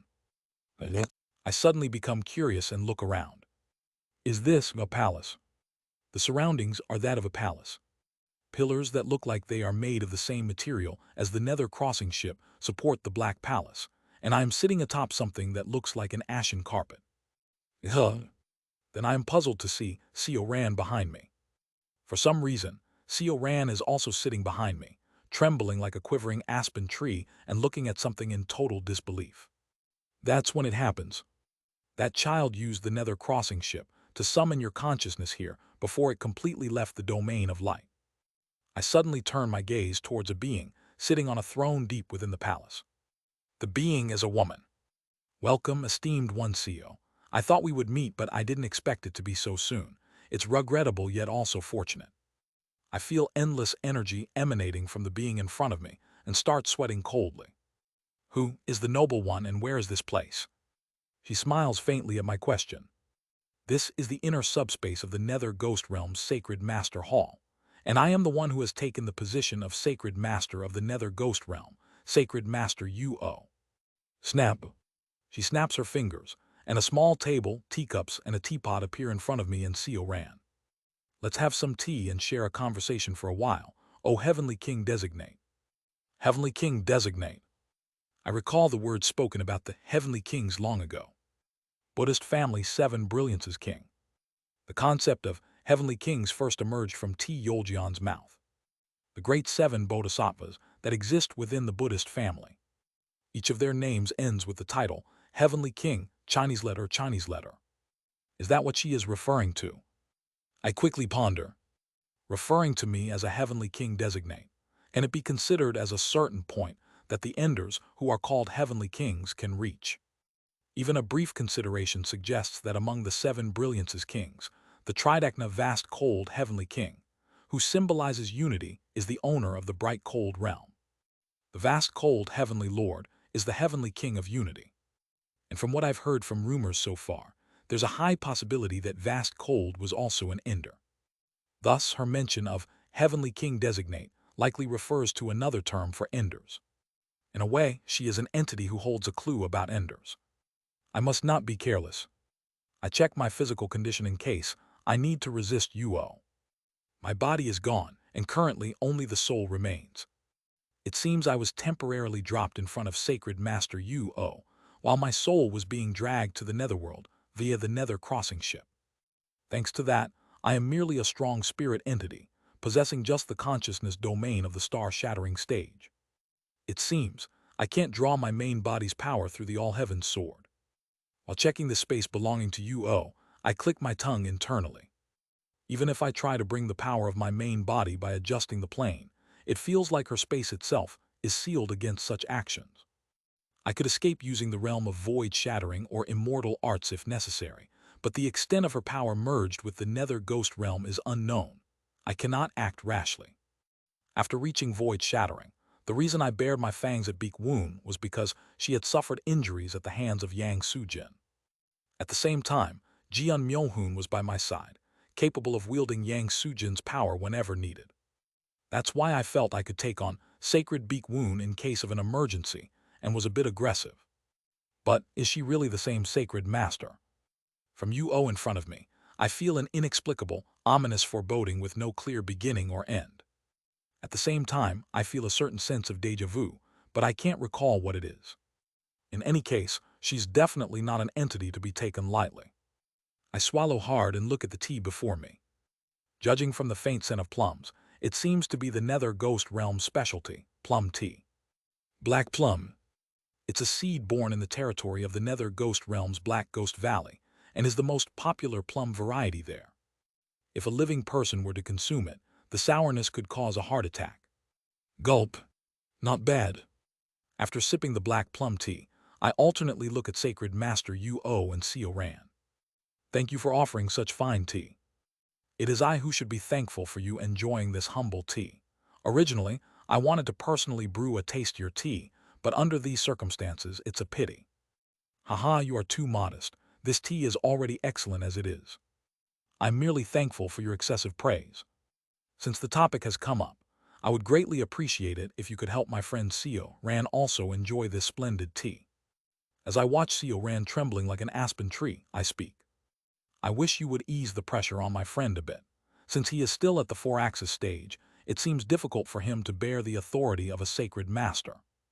While sipping the black plum tea, I respectfully ask Uo to lessen the pressure on Seo Ran, keeping it within the lines of not upsetting her as much as possible. Then Yuo tilts her head with a puzzled expression. You are saying strange things. I haven't done anything to that child. It was that child who brought both the esteemed one and the child's own soul into the inner part of my palace through the power of the nether crossing ship. Meeting you two here was not my plan, and naturally, since it wasn't planned, there was no opportunity for me to play any tricks. No. I look at Seo Ran. Inside this palace, who knows what Yuo had done, but I can't read intent or heart essence. Then just why is this happening? Seo Ran, what's going on? However, Seo Ran trembles more like an aspen, seemingly unable to hear me at all. It seems there's an immortal art preventing mental fragmentation. Being too close to such a vast entity seems to have damaged the immortal art. That appears to be the cause. I recall when Guak Am struck Seo Ran's stomach and cast an immortal art. Could it be that the immortal art of Great Mountain was protecting his mind, and it cracked when encountering Blood Yin? Fortunately, it's an immortal art I know of, so I can mend it. Since meeting like this is also fate, I will mend it for you. Snap. Yuo flicks her finger, and the attraction force around Seo Ran seems to change. Then he immediately regains his senses. Hyok. Are you okay, Seo Ran? Seo Ran trembles like an aspen tree before raising his head to look at Yuo. After staring at her for a moment, Seo Ran bites his lip tightly. Who is this person? This person is the sacred master of the nether ghost realm, known as Yuo. In addition to that, I am currently the palace lord of the Azure Ghost Palace. I ask for your kind consideration, Junior Seo. She smiles warmly at Seo Ran, looking at his black robe. But the next moment, a completely unexpected word bursts from Seo Ran's mouth. Mother. Are you my mother? I feel a shock as if I've been hit on the back of my head, looking back and forth between Seo Ran and Yuo. What this is? No, wait. Excluding the parts that look like Seo Ran's face, seems to resemble Yuo. Still in utter shock, I alternate my gaze between the two. Yuo looks at Seo Ran with an expression that shows interest and speaks. What exactly is Sir Junior saying? Seo Ran replies with a bewildered face. When I reached the nascent soul stage, I also saw the moment I was born. It was too brief to see clearly, but I vividly remember my mother's face. I even asked my master to see a portrait of my mother. My mother's name is Yuo, a disciple from the Black Ghost Valley. Sacred Master, shares the same name and appearance. He looks up at Yuo with a stunned expression. Is Sacred Master not my mother? That Sacred Master Yuo makes a thoughtful expression and says, I don't particularly have any children. However, it's possible for Yuo to have children. Pardon? Seo Ran and I stare at her, wondering what absurd thing she is saying. Then Yuo suddenly turns her head. Iat. Hiat. Click crack.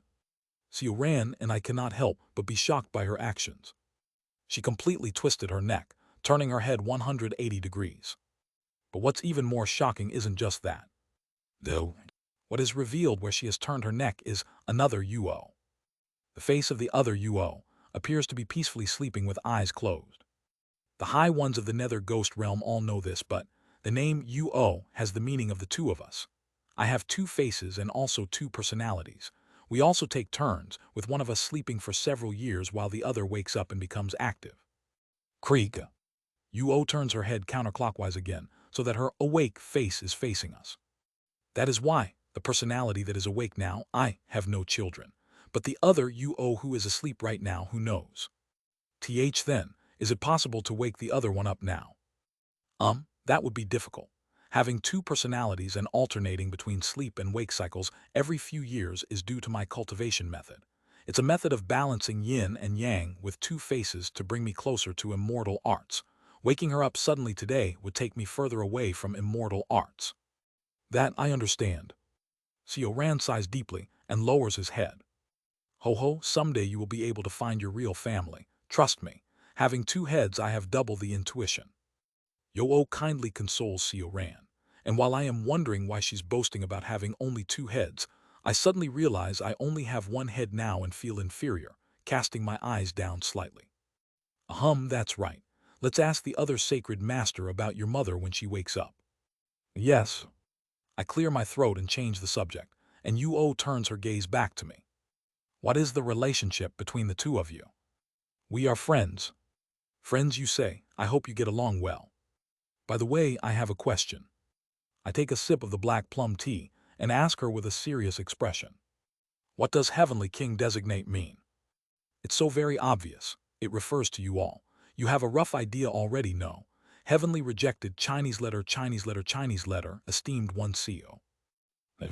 I flinch in shock at her words. CEO Ran looks at me, puzzled, not knowing what heavenly rejected means, and I stiffen my face and heighten my tension as I continue with my question. Does heavenly rejected being a heavenly king mean the 7 brilliances kings are referring to? Us 7. Yes, even the Tridacna vast cold heavenly king, the vast cold heavenly lord, was famous for calling upon the heavens in their distant youth during the chi refining stages 7 stars ritual. It seems she's indirectly telling me that the vast cold heavenly lord, the 7 brilliances kings, are enders. As you well know, the 7 brilliances kings are those that embody the hearts of beings, and you all, the 7 heavenly rejected, are the candidates who are bound to become such heavenly kings. Therefore, studying the heart is inevitably essential for the 7 brilliances kings, although it has been a short time so far. Have you been studying the heart well? Short time, huh? I've only lived about 700 or maybe 800 years, but I don't think it was that short of a time. Ho, time isn't what's important. What matters more is what kind of heart you have experienced during that time. From what I see, esteemed one seems to have studied the heart unexpectedly well. I'm saying this because I can sense the traces of immortal arts. I merely had the fortune to meet a good master and learn well. Yuo's eyes sparkle as she questions me. I'm suddenly curious. I know you've only recently been promoted to esteemed one, but how can I feel the traces of the immortal art examination of doubts? Which master did you meet and where did you study? I merely met a good master and studied at a good place. Of course, as I am not as exceptional as sacred master Yuo, so I dare not raise my head. At my words, Yuo takes a sip of black plum tea and her eyes shine. It seems you have no intention of telling me. This is a bit difficult to say, but are we not meeting for the first time today? Unless it is a matter of utmost importance, I cannot casually disclose my master's name. Meeting for the first time, huh? Haha, well, good, so you're saying we need to build a closer relationship. She sets down her teacup and speaks. Then let me tell you an interesting story about the heavenly kings I know. How about building a closer relationship while listening to this? What kind of story is it? Chiruruk. Yuo pours more black plum tea and smiles. Then I can't help but be startled by the words that come from her mouth. Falling into a strange world, falling in love, inevitably losing that loved one, and through them realizing one's own fate. A story about some moths. I'll tell you the beginning, development, twist, and conclusion. It's obvious. The moth she is talking about refers to us. And I can instantly see something strange in her words. If you think about it, aren't they all similar? Kim Young-hoon, Jian Myung-hoon, Kang Min-hee, Oh Hyun-seok, Kim Yeon. Regarding Oh Hyun-seo, I just can't get a good grasp on her as a person. They have all been separated from a loved one. In the case of Kim Young-hoon, it was even his wife. Why are they similar? I feel an eerie sense of déjà vu as I focus on the story emerging from Yuo's mouth. I will begin the story. A very long time ago, there lived a monster called Obsidian. Chapter 474, Her 2. Once upon a time in the distant past, an entity named Obsidian fell upon this land. This being could not comprehend the thoughts of people. It could not comprehend any taste, nor could it understand any pleasure. It only felt a slight excitement when eating according to physical responses, sleeping when sleepy, and mating when in heat. Nothing else could move Obsidian's heart. At some point, Obsidian felt that it was a being devoid of its own soul. Therefore, it wanted to fill that missing part. And it realized that to fill that missing part, it had no choice but to elevate its own spiritual realm through immortal cultivation. It began to practice immortal cultivation. Obsidian consumed animals. Initially it ate livestock, but later it ate wild beasts, birds, and fish. Then it devoured people. Then it ate ghosts, and after that it ate spirits. Having grown stronger by consuming demon spirits, mountains, fields, and seas, Obsidian eventually became a monster capable of devouring the sun, moon, stars, and even light. At that point, Obsidian realized, no matter how strong it became, the missing part inside its heart was not filled. Even at the pinnacle of immortal cultivation, that depleted part could not be filled. Then Obsidian realized the reason. Before it could supplement the lacking part of its soul through immortal cultivation, its existence had grown too large. It was like regenerating a body without healing its scars.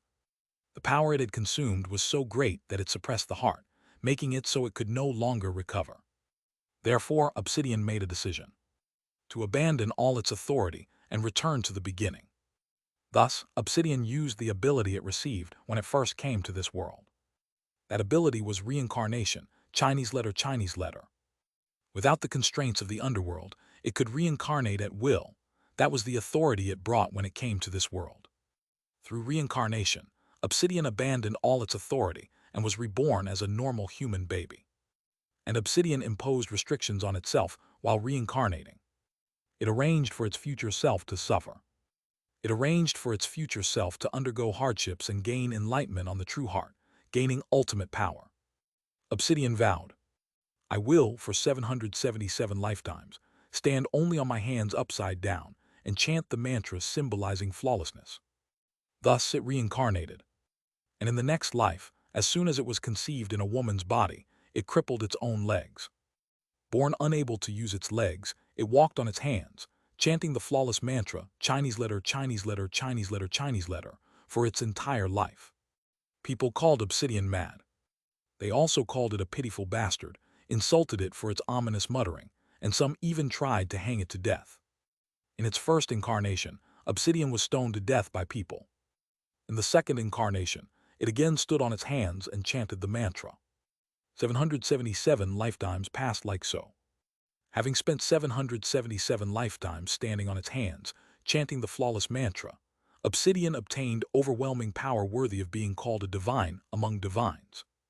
There was no being in the entire universe that could oppose Obsidian, and except for the two gods who created the wheel, no one did not tremble before it. TL, the wheel means the wheel on a cart, in other words, the cartwheel. Yet Obsidian thought it still had not filled the missing part in its heart.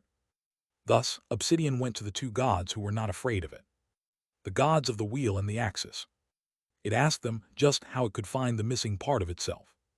The god of the wheel said this: to commit suicide before them and rest for a long time, to rest for an almost eternal period within their domain and soothe its weary soul. The god of the axis said this: if it brought the most precious and valuable thing in the 3,000 great thousand worlds to them, they would tell it the method. Following the words of the god of the axis, Obsidian searched for the most valuable thing in the world. But even after a long time, it could not understand what the most valuable thing was. Eventually, Obsidian thought, since my body and authority have become the most dreadful weapon in the 3,000 great thousand worlds, I will cut off my body and bring it to them. I will cut off my lower half and bring it to the god of the axis, and then I will walk on my hands upside down again. It reached a single small world and began to carve off its lower body. With a sharp knife, it cut off its lower half, washed it in the river until it was clean, and repeated the process of flaying off its own lower half. Eventually, Obsidian almost completely flayed its lower body. And as Obsidian was flaying the last flesh of its lower half and moaning in pain, it met a girl by the riverbank. The girl gave the suffering Obsidian a remedy and handed it a bowl of milk porridge. Caught off guard, Obsidian inadvertently scooped up the milk porridge and was struck by a lightning-like shock. For the first time in 777 lifetimes, it wept uncontrollably over the taste it experienced, burying its head in the milk porridge. Ravenously licking the milk porridge, Obsidian pleaded with the girl to please just give it one more plate like this milk porridge. The girl gladly gave it a plate, and Obsidian, upon eating that rice porridge, felt satisfaction for the first time and also gratitude. With tears streaming down its face, it decided to repay this grace by following the girl while standing on its hands, blessing her for a lifetime. However, seeing a monster without a lower body following the girl while standing upside down, everyone looked at the girl strangely, and she felt embarrassed. But the kind-hearted girl, despite feeling embarrassed, did not chase Obsidian away. Instead, she brought a baby blanket and carried the upside-down Obsidian on her back. From that day on, Obsidian accompanied the girl. For the first time in a long while, Obsidian, being close to the ground but not standing upside down, could look directly at the world. Accompanying the girl, it experienced anew the countless beauties and precious things of the world. And one morning, waking up while sleeping together with the girl, it finally understood what the most valuable thing in the world, as mentioned by the god of the axis, was. The most valuable thing did not exist. Because everything in this world, as long as it has a heart, is too precious to be valued. It realized why the milk porridge the girl gave it on the first day was delicious. It must have been because it was the first, pure kindness it had received in this world. Realizing this, it wept. At the same time, it realized it had fallen in love with the girl, and after regrowing its lower body, it shared a bed with her. It finally felt its depleted soul was filled. It had understood the meaning of its existence in this world.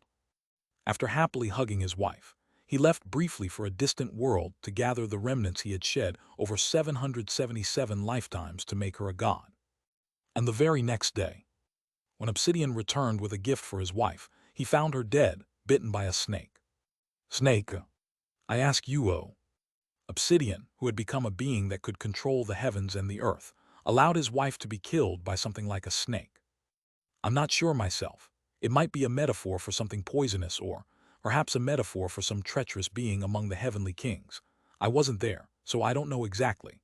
Obsidian had sealed off that entire dimension, preventing beings like me from even coming close, so how could I know the true circumstances of that time? Well, I see. If you're satisfied, let's continue the story. Obsidian wept bitterly over his dead wife. At the same time, he finally understood the identity of what had been missing in his heart. It was desire, kogaku, in whose Chinese letter. TL, more specifically, a very strong and deep desire craving. To realize desire, he had devoured countless suns, moons, and stars, and inflicted pain on himself over 777 lifetimes. But he finally understood the true meaning of desire. He always knew, before and after reincarnation, that he would not be utterly annihilated, so he had never truly desired for anything wholeheartedly. But now he started to desire wholeheartedly. For the outside of the 3,000 great thousand worlds. For his homeland. If it was the world of the undyings, his wife would not have died. Having been fundamentally undying since he first fell to this world, Obsidian, who had never known any anxiety or fear, finally understood death painfully. Finally, he made his resolve to burn all of himself, who had never even come close to death, and leave this world. No, leaving was not the end. He decided to bring salvation to the world. To bring salvation to this world and bring it to his homeland, the world of undyings, to free all beings from the terror of death. Obsidian activated an immortal art that would swallow all phenomena. At the same time, he sought out an ominous place during the activation of the immortal art, fell its gatekeeper, and headed beyond. To leave while taking everything from this world. To liberate everyone in this world from fear, anxiety, and the so-called fate. Thus, he disappeared beyond the ominous world. That concludes the tale of Obsidian, also known as the Obsidian Devil Heavenly King, one of the 7 Brilliance's kings. I listened to the story of the Obsidian Devil Heavenly King and let out a sigh, setting aside his terrifying deeds. Do you not know the story beyond this? I do not know either. That person's story ends here, and furthermore. She laughs. The end of the stories for all heavenly kings are very much alike. The same for the vast cold heavenly lord, and the same for the golden divine. Ultimately, they all return to the most ominous place in the entire 3,000 great thousand worlds, the place that has remained intact since time immemorial, enduring countless ends. They return to the head realm. By the way, how do you feel about it? She pours tea as she speaks. It's a story about fate. In the beginning, Obsidian falls into a strange world and continues his cultivation. In the development, he meets a loved one and learns about the heart. In the twist, he inevitably loses his loved one. And in the conclusion, he reaches enlightenment on a truth that permeates his entire life. In other words, he realizes his fate. This is the story of Obsidian. Was it a bit interesting to you? Setting interest aside, it's a bit unpleasant to hear. I make a slightly bitter expression. Feeling a bitter taste in my mouth, I gulp down black plum tea to wash it away and say, the phrase beginning, development, twist, and conclusion feels as if the life of the existence known as obsidian itself is like a section of a novel. It's somewhat uncomfortable. If you find the words uncomfortable, there is another expression. How about heavenly circle? Heavenly circle. She smiles faintly. The formula of the heavenly circle used when rising to the heavenly circle stage. You must know about the formula of the heavenly circle stage, right? Yes, well, I know as much as others do. In the formula of the heavenly circle, there are spring, summer, autumn, winter, the four seasons. Doesn't thinking of it as spring, summer, autumn, winter rather than beginning, development, twist, conclusion make it a little less unpleasant? Every being lives through the spring, summer, autumn, and winter of life, and acknowledging that is the end of the minor boundary, the heavenly circle stage. To be born spring, to grow summer, to mature autumn, to lie down winter, and in the end to be grateful to fate and peacefully fall asleep under the heavens' acceptance at fate's end. This is the truth realized by everyone in the minor boundary. It's just that I personally prefer the term beginning, development, twist, conclusion, and that's why I use it. Our words continue. So how do you feel about it? Heavenly King designate esteemed one CEO.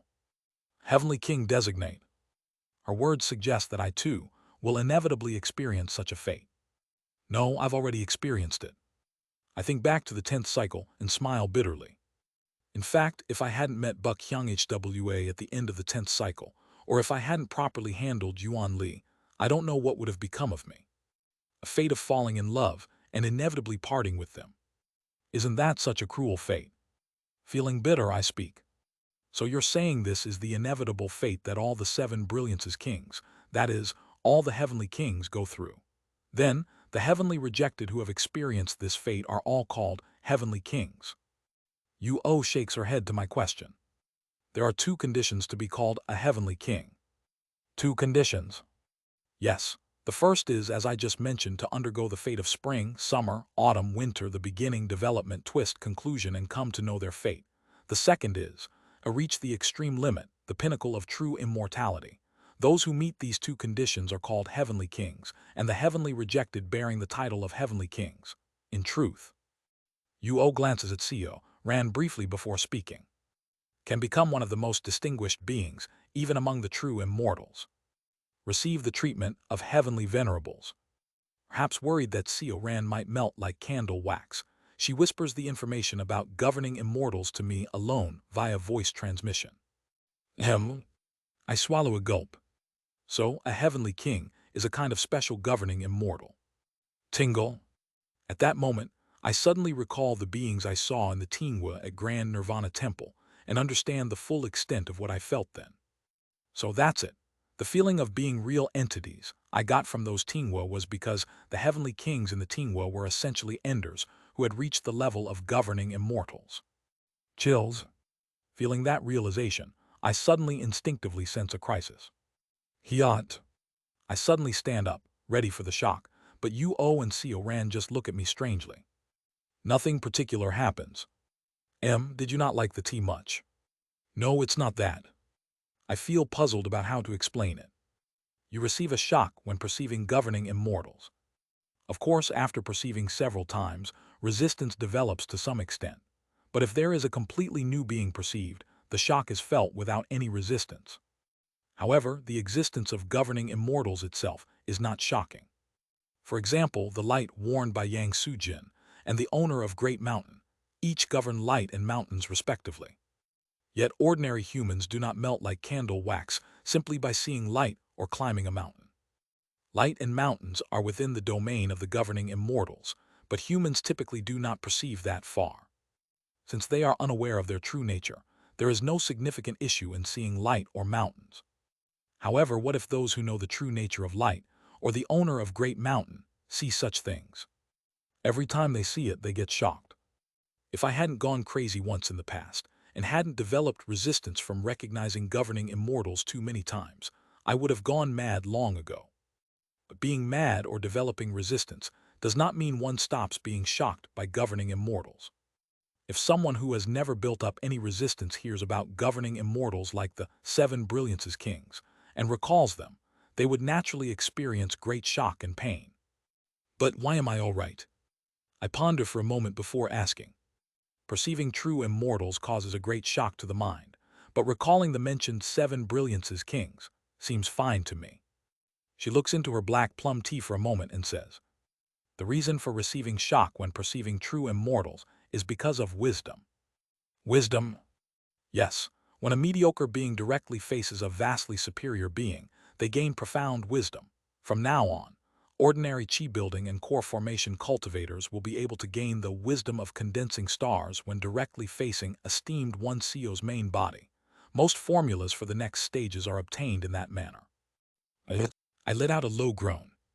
Now I too have become a being that imparts some knowledge merely by perceiving my main body. Moreover, beings too weak cannot even accept that wisdom and end up exploding and dying. For example, what would happen to a slave race that lacks even the consciousness domain if they were to embody the sense of using the consciousness domain to identify planes and draw heaven and earth energy from hundreds of li? Their heads would explode and die. Probably the same would happen to the chi refining stage, not just the slave race. Beings of lower realms cannot comprehend the dimensions inhabited by beings of higher realms. For example, on paper, if one tries to explain a 3D apple to a 2D picture drawn in black and white by smearing apple juice on it, what would happen? Naturally, the picture would either melt or become a mess. In this way, knowledge about higher dimensional beings can be so powerful it could melt lower dimensional beings. You understand well. That's right.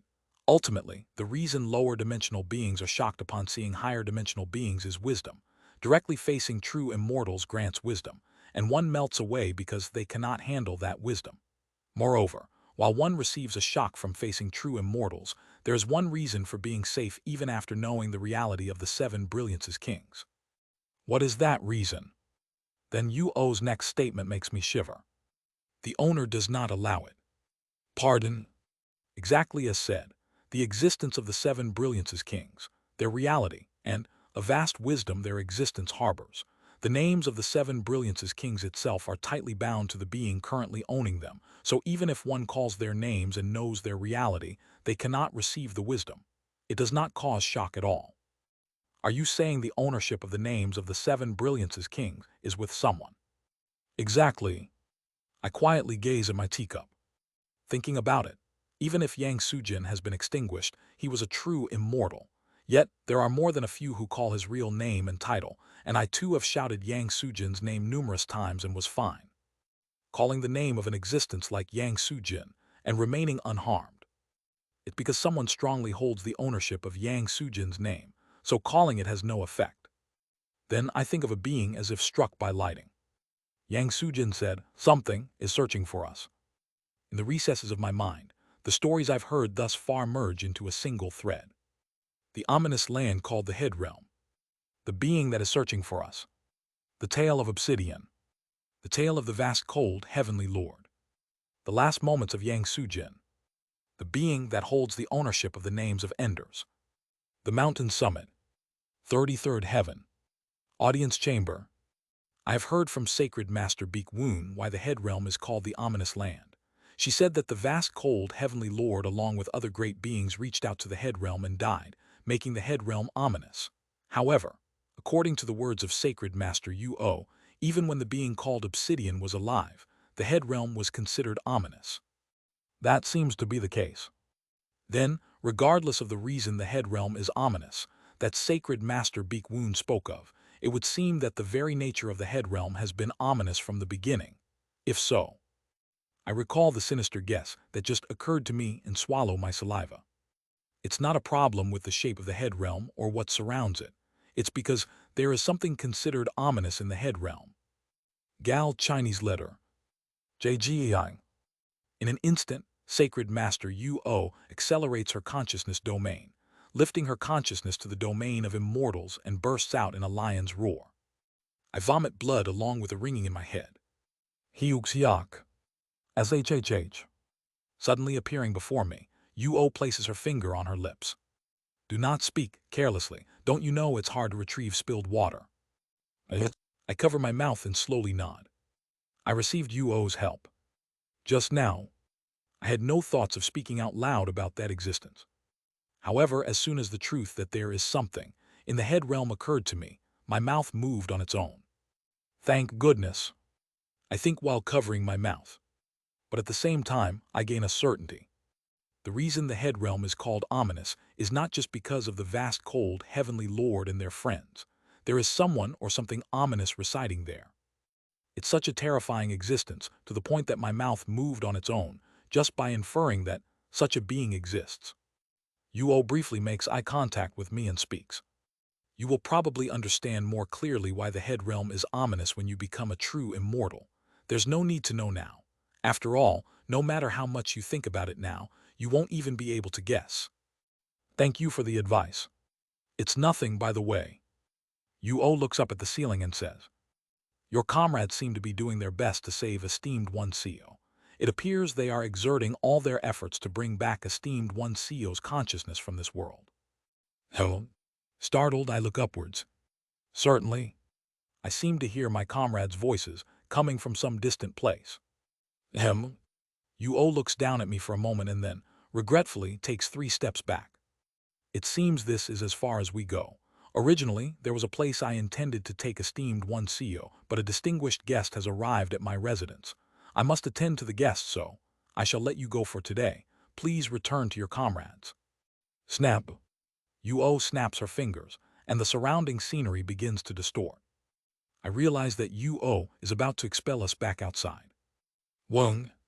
At the same time, I feel attraction force from 2 places. I sense the aura held by the attraction forces, and discern the locations of the 2 places. One side is a dark place, deep and yet deeper. It's the underworld. And from the other side, I feel the aura of Hong Fan and the Nether crossing ship. That way leads to the world of the living. I stand up, intending to go where the Nether crossing ship's aura is felt together with Seo Ran. Thank you for your hospitality today. I hope there will be another day to drink tea together. I bow to her in respect. Yuo's eyes flash for a moment. I too look forward to the day we meet again. She shows a bright smile that she has not shown until now. Before being expelled from Yuo's palace, I suddenly ask her something that I'm curious about. By the way, does sacred master know of a way to remove the death energy that has accumulated in the soul? The death energy has become so concentrated that it liquefied and is flowing out, pulling me towards the underworld.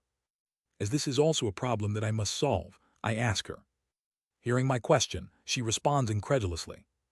You're asking me, the palace lord of the Azure Ghost Palace, which guides the deceased to the netherworld, to teach you a heaven-defying art that allows one that must die to avoid death. Haha, think of it as building a closer relationship and please tell me.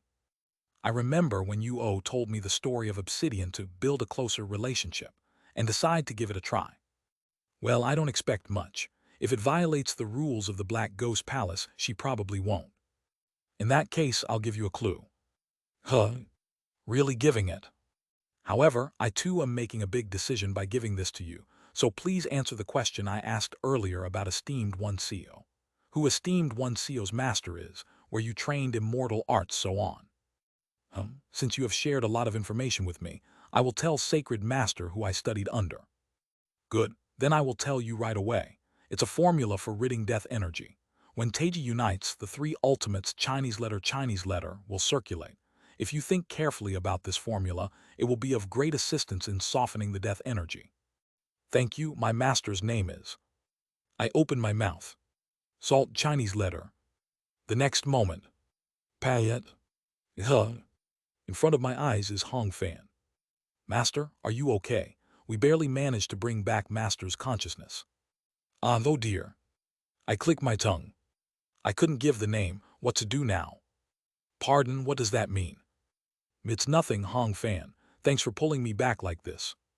Ha ha, it's all thanks to Sir Seo Ran. I just assisted Sir Seo Ran a bit in operating the Nether crossing ship. I laugh at Hong Fan's modesty and clear my head.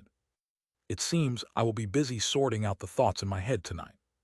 Inside the palace from which Seo Yunhyan had just left, the figure of her who is there begins to distort. The essence of her, who just shared a story with Seo Yunhyan, begins to be revealed and causes the entire space to fluctuate. The attraction force she possesses causes the area to crumble. Having revealed her presence, she returns to the deepest part of the palace. She sits down where her throne is located. With one hand supporting her head, she looks somewhere inside the crumbling palace. Just then, from somewhere someone pops out. It's a figure of a person dressed in neat black clothes. He crosses the crumbling palace and stands before her, saying, "What wicked scheme are you plotting in the Saha world this time?" As she twitches her eyes, the being in front of her steps back, looking up at her with a slightly humiliated expression. "I will see how long you can remain so leisurely. I have almost reached you now, so be alert." Having finished speaking, he turns his back and leaves from in front of her. She watches the being who just left from inside the palace and lets out a small sneer. The being who just left. To the one Seo Yunhyan calls Hyungguai. Translator notes, Obsidian Demon Heavenly King, Obsidian Devil Heavenly